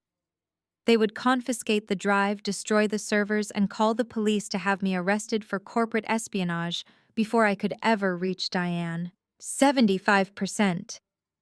The footsteps were getting closer. I could hear Jamal's voice. He was giving Allison a tour of the facility, walking right down the corridor toward the server room. "Look at this setup, babe," Jamal was bragging loudly just on the other side of the wall.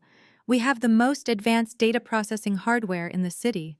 We are practically printing money in here. 90%. My chest tightened. I hovered my hand over the flash drive, ready to rip it out of the port and hide it if the door handle moved. 99%. The heavy steel door handle suddenly jiggled. Jamal was testing the lock to show his wife the secure room. 100%. Transfer complete. I yanked the silver flash drive from the port. The screen immediately locked, returning to the standard password prompt just a fraction of a second before the door swung open. I spun around, dropping the flash drive into the deep pocket of my slacks. Jamal stood in the doorway, his arms still wrapped around Allison. His smug smile vanished the second he saw me standing in the freezing room. His eyes darted to the dark computer terminal and then back to my face. The color drained from his cheeks. For a fleeting second, I saw genuine panic in his eyes. "What the hell are you doing in here?"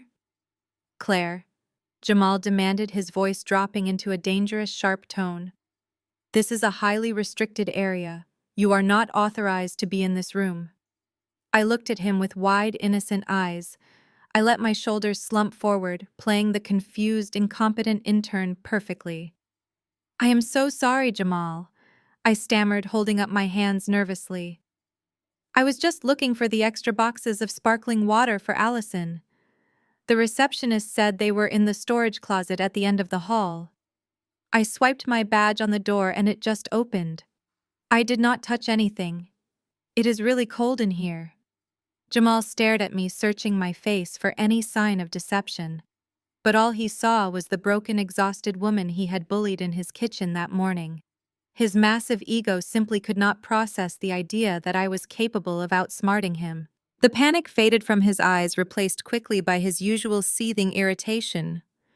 "You are an absolute idiot," Jamal spat, shaking his head in disgust. "Get out of here before you trip over a wire and crash the entire network. Go back to the kitchen and scrub the coffee pots. If I catch you wandering around my servers again, I am calling your father to come pick you up early." "Yes, Jamal." "I am sorry," I whispered, keeping my head bowed, as I shuffled past them and out the door. Allison let out a dramatic sigh as I walked away. "She really is completely useless," she muttered to Jamal. "I do not know how you tolerate having her in your building. You are a saint for putting up with her." I walked back down the hallway toward my cramped desk by the kitchen. My hands were shaking, but not from fear. I reached into my pocket and ran my thumb over the smooth metal of the flash drive. I had the ledgers. The trap was fully loaded. All I had to do now was wait for the morning. The sunset bringing another freezing night to the city, but my parents had no intention of letting me rest. I was ordered to attend the Apex Innovations 2-year anniversary gala. The event was being held at the Grand Plaza, one of the most expensive luxury hotels in the downtown district. Walking into that ballroom felt like walking into a crime scene wrapped in silk and crystal. There were towering floral arrangements that cost more than most people made in a month. Waiters in crisp tuxedos circulated with silver trays of top-tier champagne and imported caviar. A massive ice sculpture of the Apex logo dominated the center of the room, slowly melting under the heat of the expensive stage lighting. I looked around at the sheer, sickening opulence of it all, knowing that Jamal's failed software had not paid for a single drop of this champagne. Every flower, every piece of ice, every rental fee was paid for with stolen cash from Vanguard Commercial Properties. It was my grandfather's money. It was my inheritance being burned in front of my face to inflate the ego of a fraud. Allison had insisted on dressing me for the evening. She dug into the very back of her sprawling walk-in closet and pulled out a dull, shapeless gray dress that was at least 2 sizes too big. It was a calculated move to ensure I looked like a withered shadow standing next to her in her custom designer gown. I wore it without a single complaint. I stood in the far back corner of the ballroom holding a glass of sparkling water, trying to remain entirely invisible. But Richard found me. My father materialized beside me, holding a glass of expensive scotch. He did not look at me directly, keeping his eyes on the crowd to maintain his pristine public image. "You did well today," Richard murmured, his voice low and devoid of any real warmth. "Jamal said you were completely obedient at the office." "That is a good first step, Claire." I kept my eyes on the floor. "Thank you," I whispered. Richard took a sip of his scotch. "The corporate attorneys have finalized the petition. We are signing tomorrow morning at 10 o'clock. I want you to understand something very clearly. You have 48 hours before the temporary medical freeze on your records expires.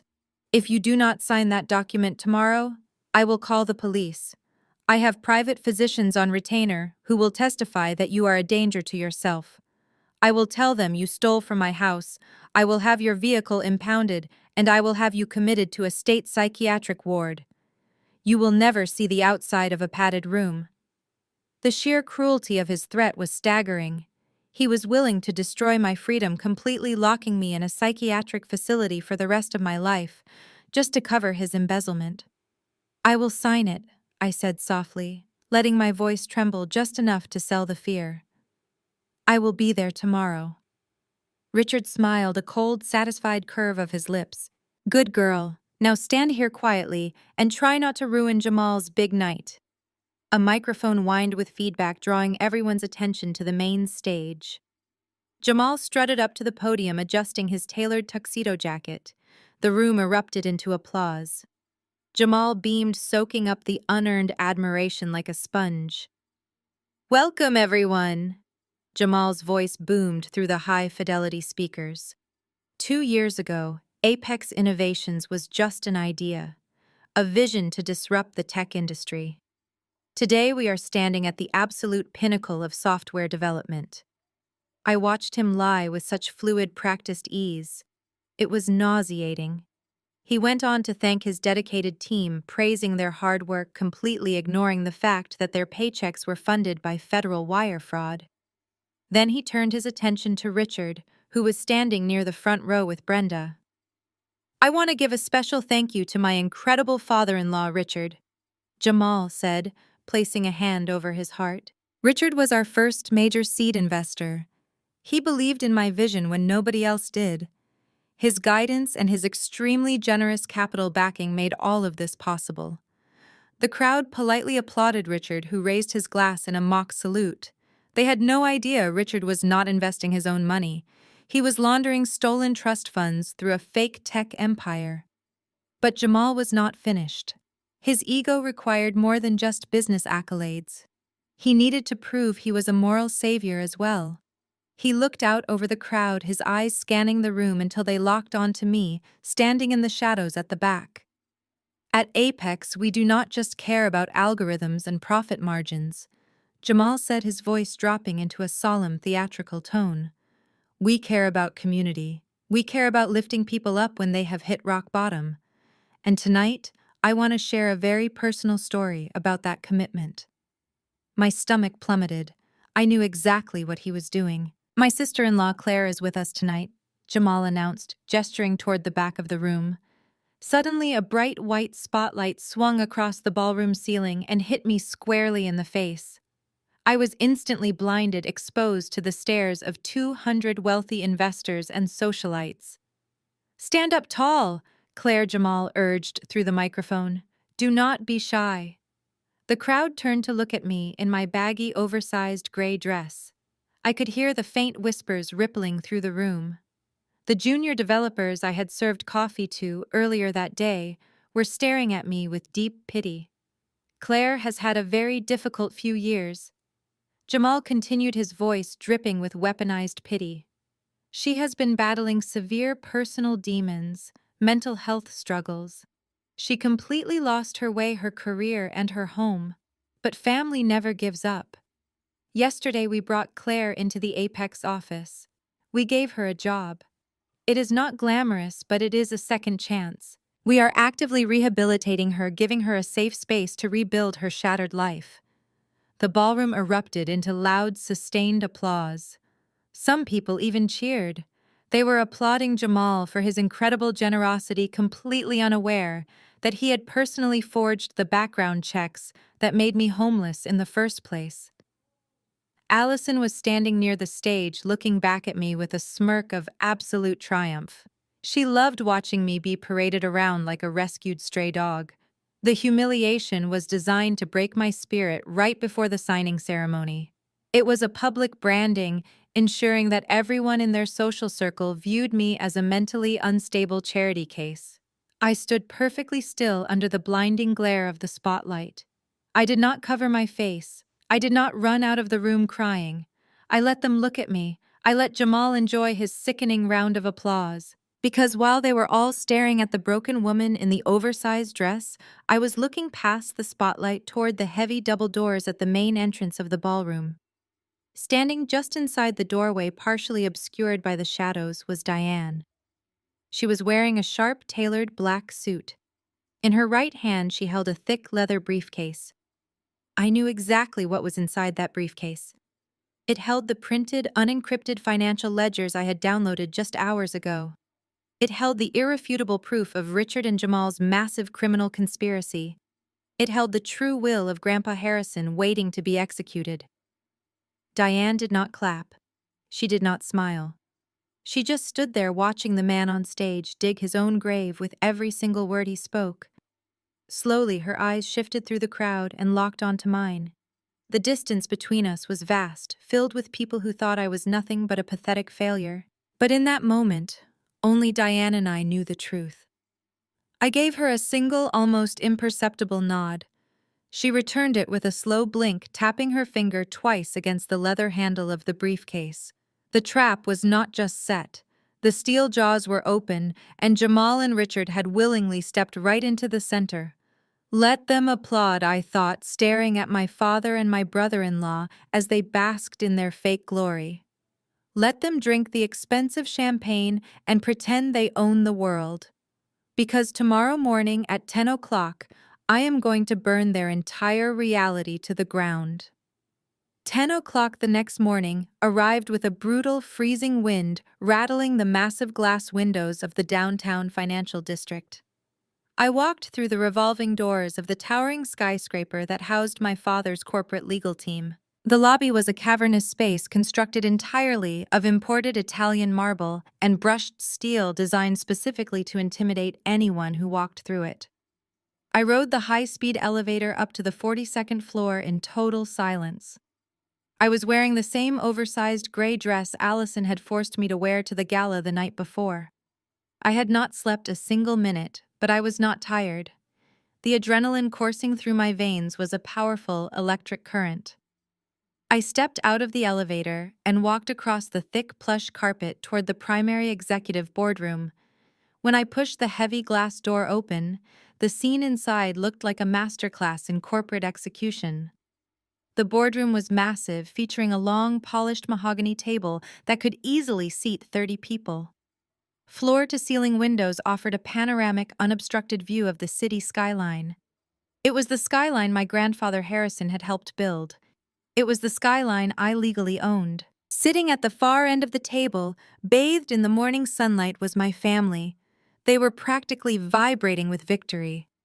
Richard sat at the absolute head of the table, dressed in a bespoke navy pinstripe suit, looking every inch the undisputed patriarch. Brenda sat to his right, wearing an elegant beige cashmere sweater and her signature string of pearls. Jamal and Allison lounged in the expensive leather chairs next to her. Jamal was checking his expensive watch, a smug, satisfied smirk plastered across his face. Allison was mindlessly scrolling on her phone, looking incredibly bored by the legal proceedings, but visibly eager for the final result. Sitting to my father's left was a man I did not recognize, but I knew his type immediately. He was a senior partner at the firm, an expensive corporate bulldog named Mr. Stanton. He had a thick stack of documents resting on the table in front of him, neatly organized with bright yellow sticky tabs protruding from the edges. "Ah, Claire," Richard said, his voice echoing loudly in the spacious room. He did not stand up to greet me. He simply gestured toward the single isolated chair positioned at the complete opposite end of the long mahogany table. "You are right on time. Please take a seat. We have a lot of important paperwork to get through this morning." I did not say a word. I walked slowly across the room, letting my shoulders slump forward, keeping my head bowed. I pulled out the heavy leather chair and sat down facing them. It was the perfect physical representation of the battle lines. It was me, isolated and supposedly broken against a united front of pure greed. Mr. Stanton cleared his throat and adjusted his silver-rimmed glasses. "Good morning, Claire," the lawyer said, adopting a tone of practiced bureaucratic sympathy. "I know this is an incredibly difficult day for you, but I want to assure you that this firm has drafted this petition with the utmost care for your personal well-being. We are here to establish a legal framework that will protect you from the severe stresses of independent living." I kept my eyes fixed on the polished surface of the table. "Protect me," I echoed softly, my voice completely hollow. "Yes," Stanton continued, shuffling the thick stack of papers. "By signing this document, you are voluntarily entering into a comprehensive conservatorship. Your father Richard will be designated as your primary legal guardian. He will have total executive authority over your medical decisions, your psychiatric care, your physical residency, and all of your financial assets. You will no longer have the legal capacity to enter into contracts, open bank accounts, or make binding life decisions without his explicit written consent." It was horrifying to hear the clinical, sanitized way the lawyer described the total erasure of my human rights. He was talking about legally burying a 35-year-old woman alive, and he was using the calm, measured tone of a man reading a weather report. Brenda leaned forward, placing her perfectly manicured hand flat on the table.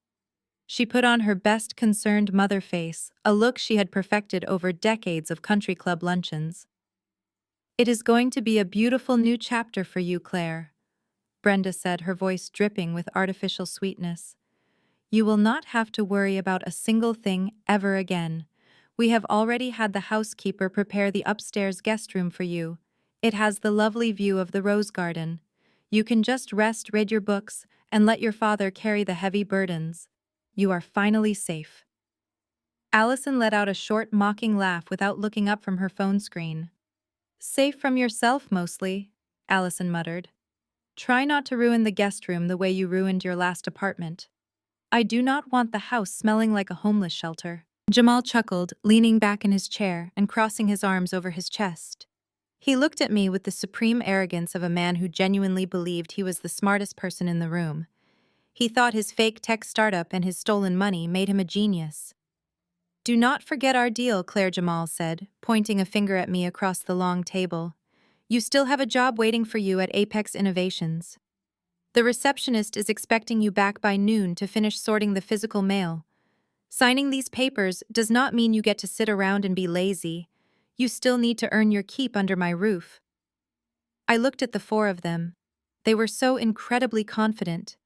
They had spent 2 years orchestrating my downfall, intercepting my emails, forging my criminal record, and draining my grandfather's trust fund to pay for their luxury cars and lavish parties.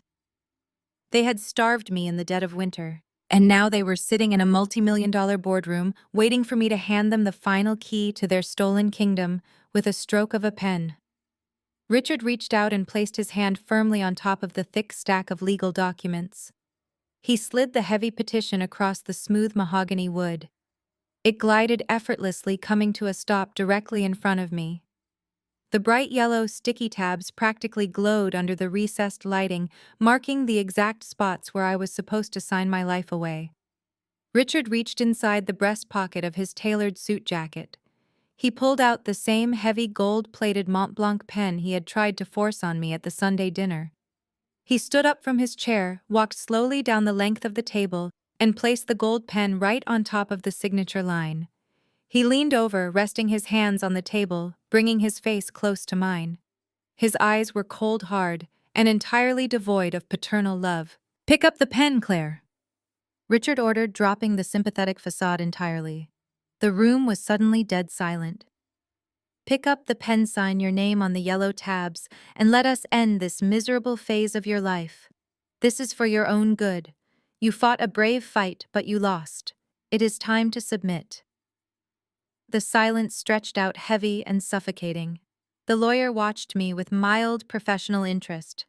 Brenda held her breath, waiting for the massive payday she knew was coming once I was legally incapacitated. Allison finally put her phone down, eager to witness my absolute defeat. Jamal grinned, anticipating his next massive wire transfer from the Vanguard accounts. I looked down at the gold pen resting on the thick legal paper. Then very slowly, the defeated, broken posture melted away from my body. I straightened my spine, rolling my shoulders back. I lifted my chin. The terrified, hollow expression vanished from my face, replaced by a mask of absolute, terrifying calm. I did not reach for the pen. I did not cry. I did not look at my father. Instead, I casually raised my left arm and pushed back the sleeve of my oversized gray dress. I looked at the silver face of my watch. It was exactly 10:04 in the morning. Richard frowned, clearly confused by my sudden shift in demeanor. He tapped his finger aggressively on the table right next to the document. I said, "Pick up the pen, Claire. We do not have all day. What are you waiting for?" I lowered my arm. I looked past my father, past the smug faces of my family, and locked my eyes directly on the heavy frosted glass doors at the far end of the boardroom. "I am waiting for my legal counsel," I said, my voice ringing out clear, sharp, and completely steady. Before Richard could even process the words coming out of my mouth, the heavy glass doors of the boardroom swung open. The heavy frosted glass doors of the boardroom swung open with a forceful, commanding push. Diane stepped through the threshold. She was not wearing a winter coat today. She wore a perfectly tailored charcoal suit that screamed absolute authority, looking every inch the senior estate attorney my grandfather had trusted with his empire. But she did not come alone. Flanking her were two tall men in dark conservative suits. The gold shields clipped to their leather belts caught the morning sunlight pouring through the floor-to-ceiling windows. They were federal agents from the Federal Bureau of Investigation, specifically assigned to the white-collar crime division. Behind them stood a fourth person, a severe-looking man clutching a thick leather briefcase. He was a forensic accountant. Mr. Stanton, the expensive corporate bulldog my father had hired, immediately stood up from his chair. His face flushed with indignation. "Excuse me," Stanton barked, pointing a pen at the intruders. "This is a private corporate boardroom. We are in the middle of a highly sensitive legal proceeding. You cannot just barge in here without authorization." Diane ignored the lawyer completely. She walked straight past him and locked her eyes directly on Richard. My father recognized her instantly. The transformation in his face was spectacular to witness. The smug, victorious patriarch vanished in a fraction of a second. The color drained from his face so fast he looked like a wax figure. His jaw went slack, and a bead of cold sweat immediately formed on his temple. He knew exactly who Diane was, and he knew that her presence here meant his 2-year campaign of deception was over. I stood up from my isolated chair at the far end of the long mahogany table. I reached into the worn satchel I had brought with me, the bag they all assumed held my meager homeless belongings. I pulled out 3 thick manila folders. I dropped them onto the polished wood. The loud smack echoed like a gunshot through the silent, tense room. I placed my hand on the first folder and pushed it firmly down the center of the table.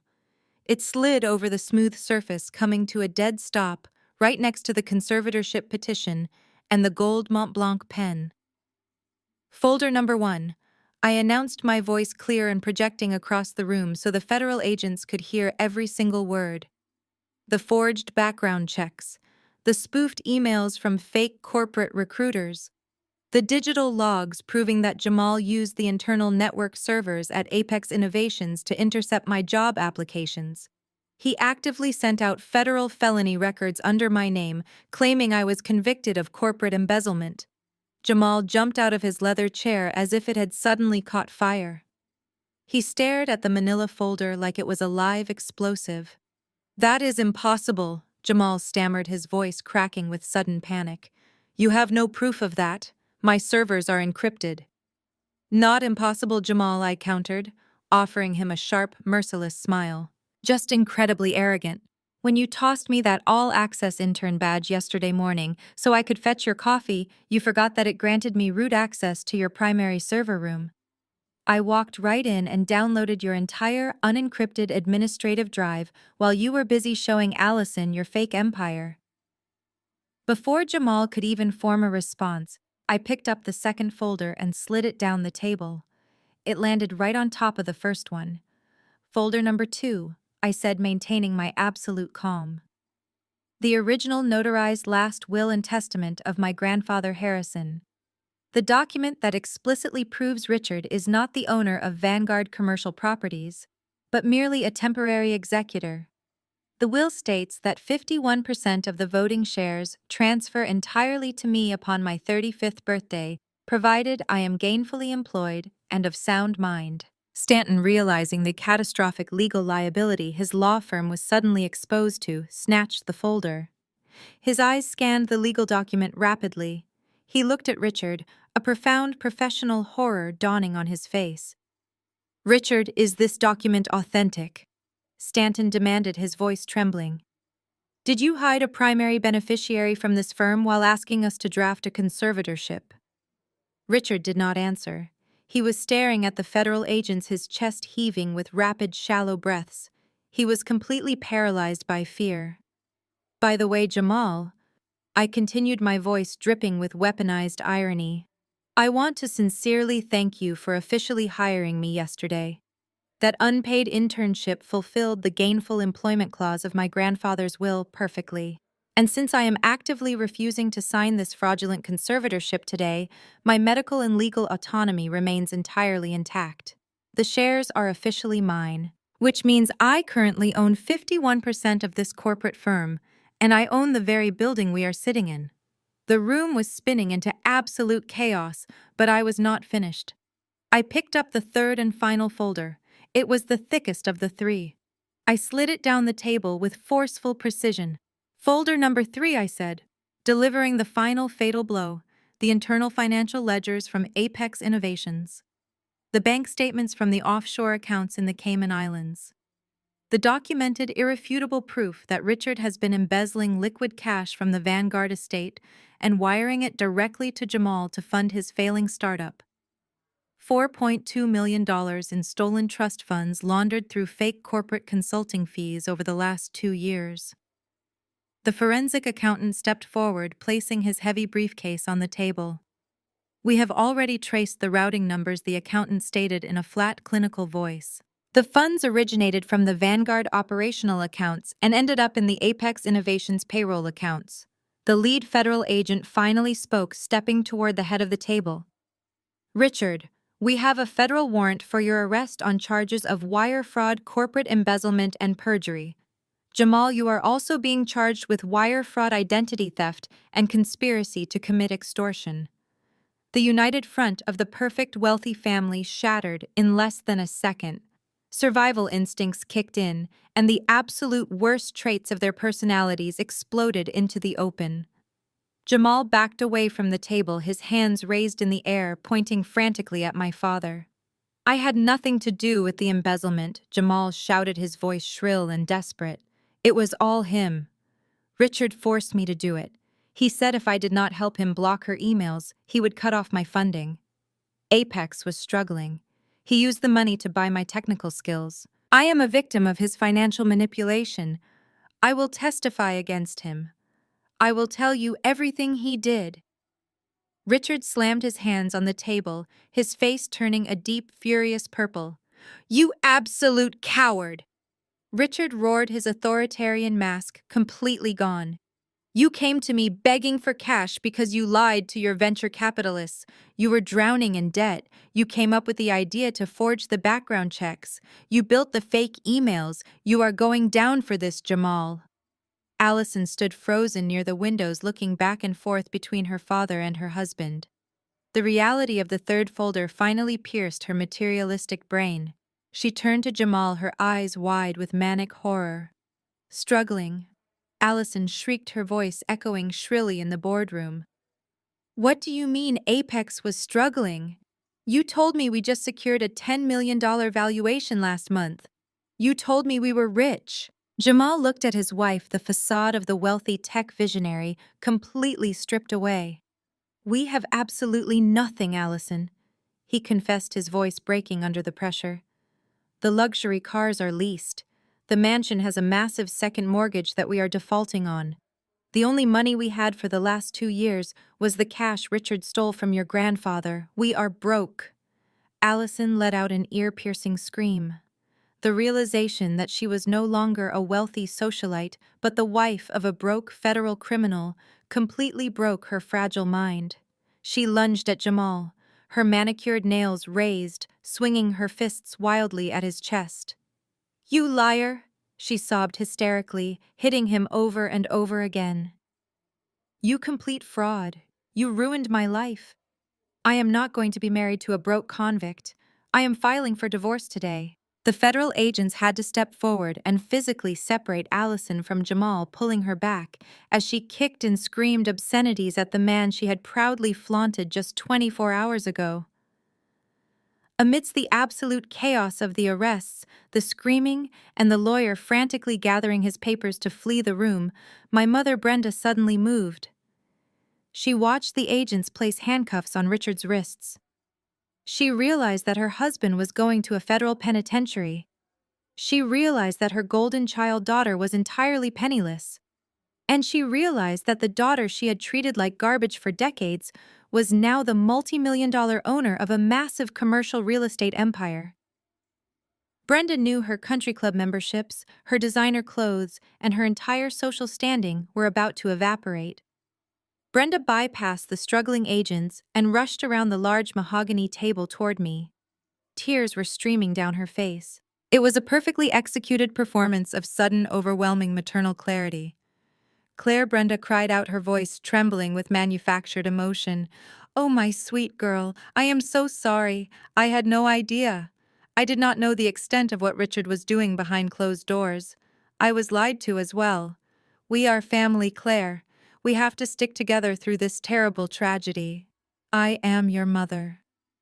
She reached out her arms, stepping close, attempting to pull me into a tight, emotional embrace. She expected me to crumble.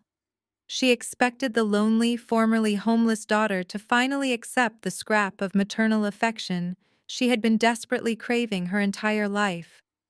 She thought a simple hug could erase 2 years of psychological torture and secure her a place in my new financial empire.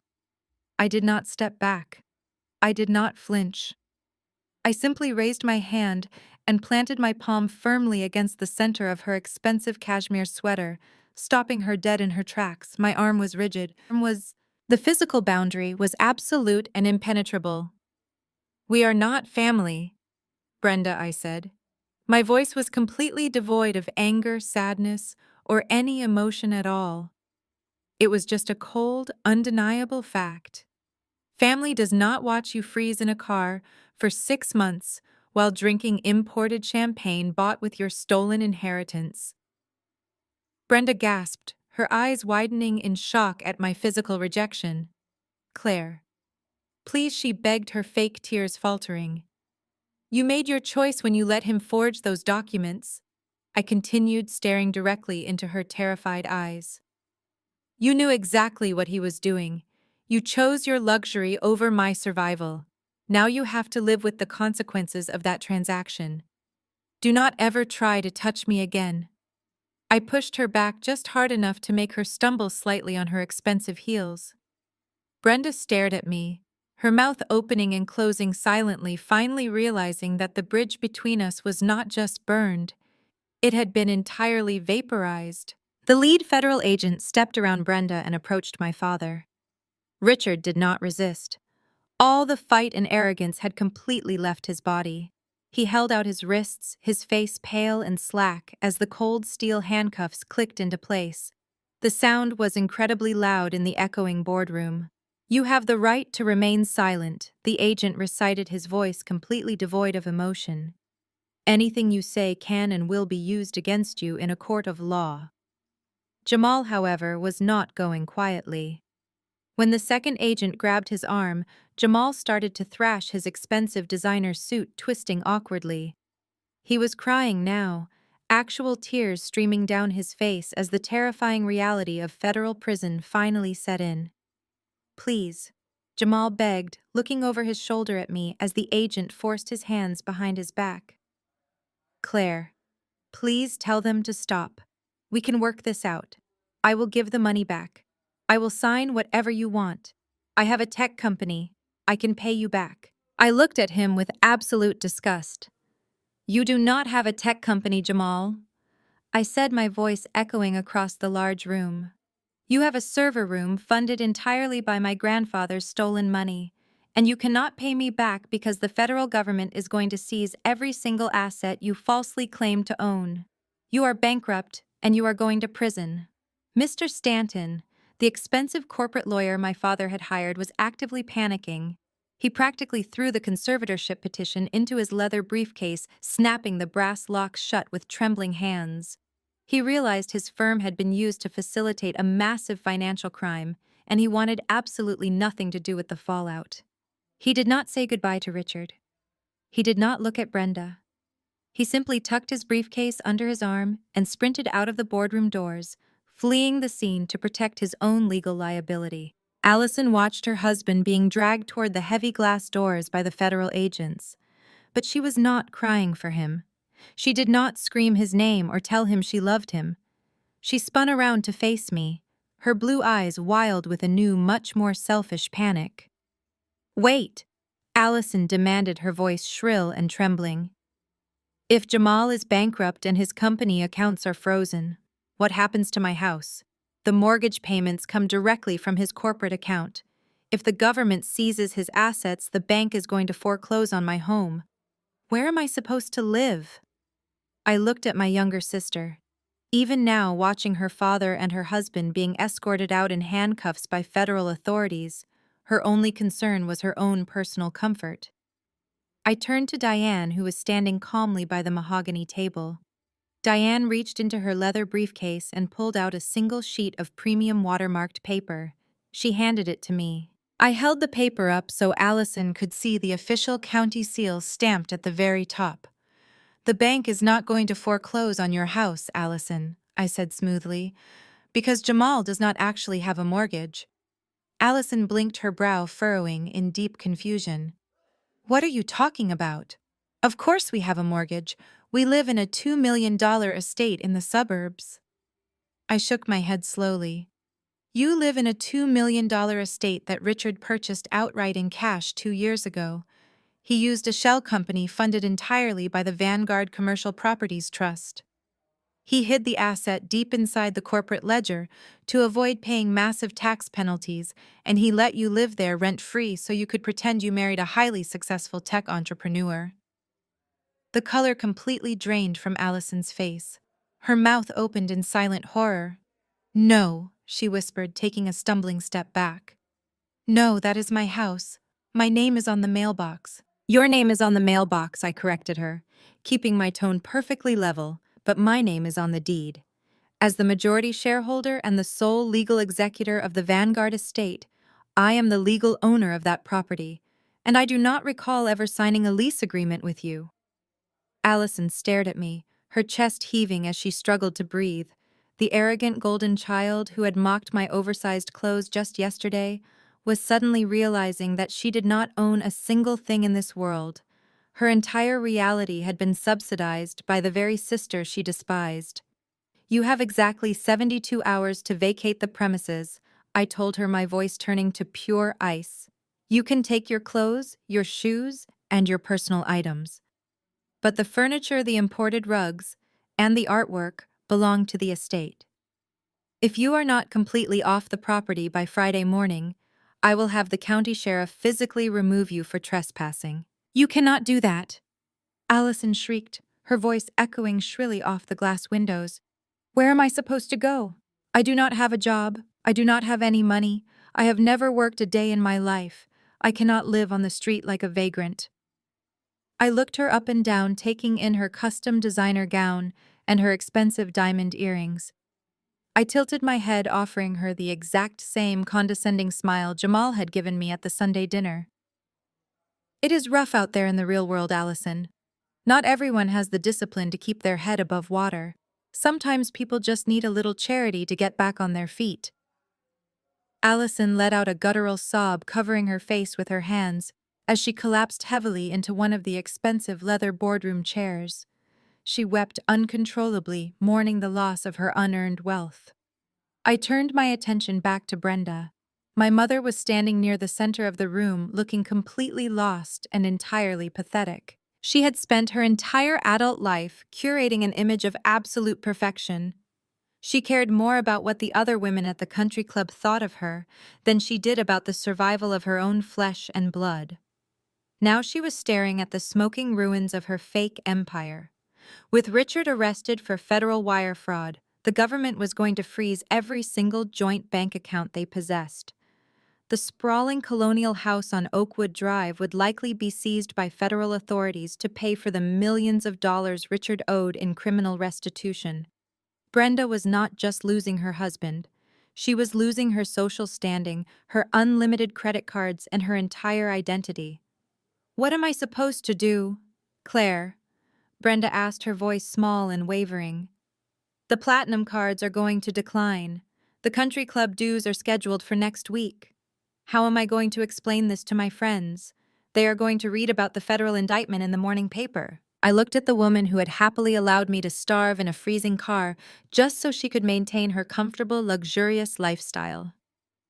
"You do not have any friends, Brenda," I said coldly. You have an audience, and the show is officially over. I turned my back on her. I picked up my worn satchel from the floor, adjusted the strap over my shoulder, and walked out of the boardroom alongside Diane. I did not look back at the crying women. I stepped into the elevator, pressed the button for the ground floor, and felt the heavy, suffocating weight of the last 2 years finally lift from my shoulders completely. 1 month later, the winter snow had begun to melt, giving way to the early signs of spring across the city. The bitter cold that had haunted me during my time living in the Honda Civic was nothing more than a distant memory. I was sitting on the 50th floor of the Vanguard Commercial Properties headquarters, occupying the massive corner office that used to belong to my grandfather Harrison. The room was bathed in warm, natural sunlight. I had ordered building maintenance to completely strip the office of every single piece of furniture Richard had ever touched. The heavy, oppressive oak desk was gone, replaced by a sleek, modern glass table. The dark leather sofas were swapped for bright, comfortable seating. The air smelled of fresh espresso and expensive lilies. I sat in my new ergonomic CEO chair, looking over the daily financial reports. The legal fallout from the boardroom confrontation had been swift and absolutely brutal. Richard was currently sitting in a federal holding facility, having been denied bail due to his significant flight risk and access to hidden offshore accounts.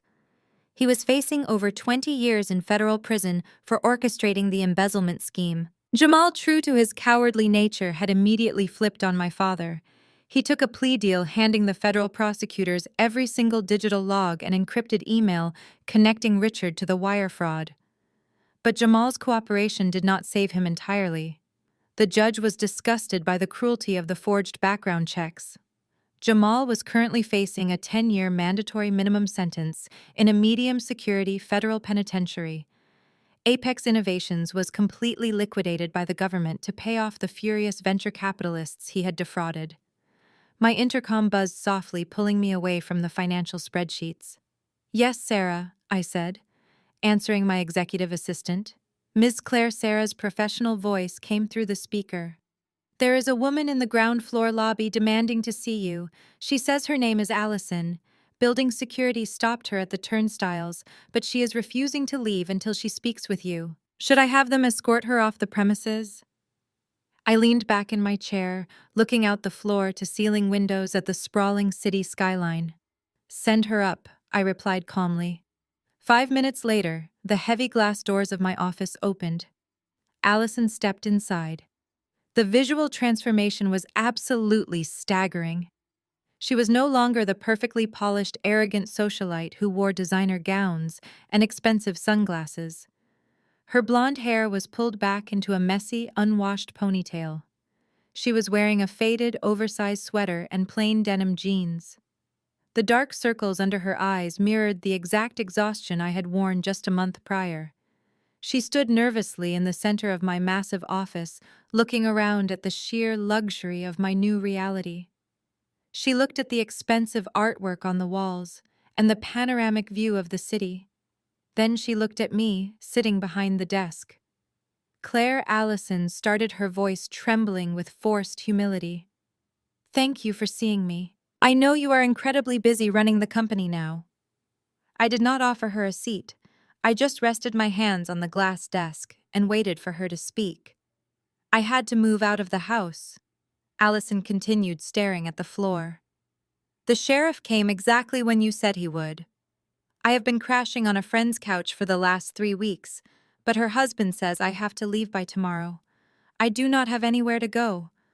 Mom is staying at a cheap motel near the federal courthouse trying to deal with Dad's lawyers. I cannot stay with her."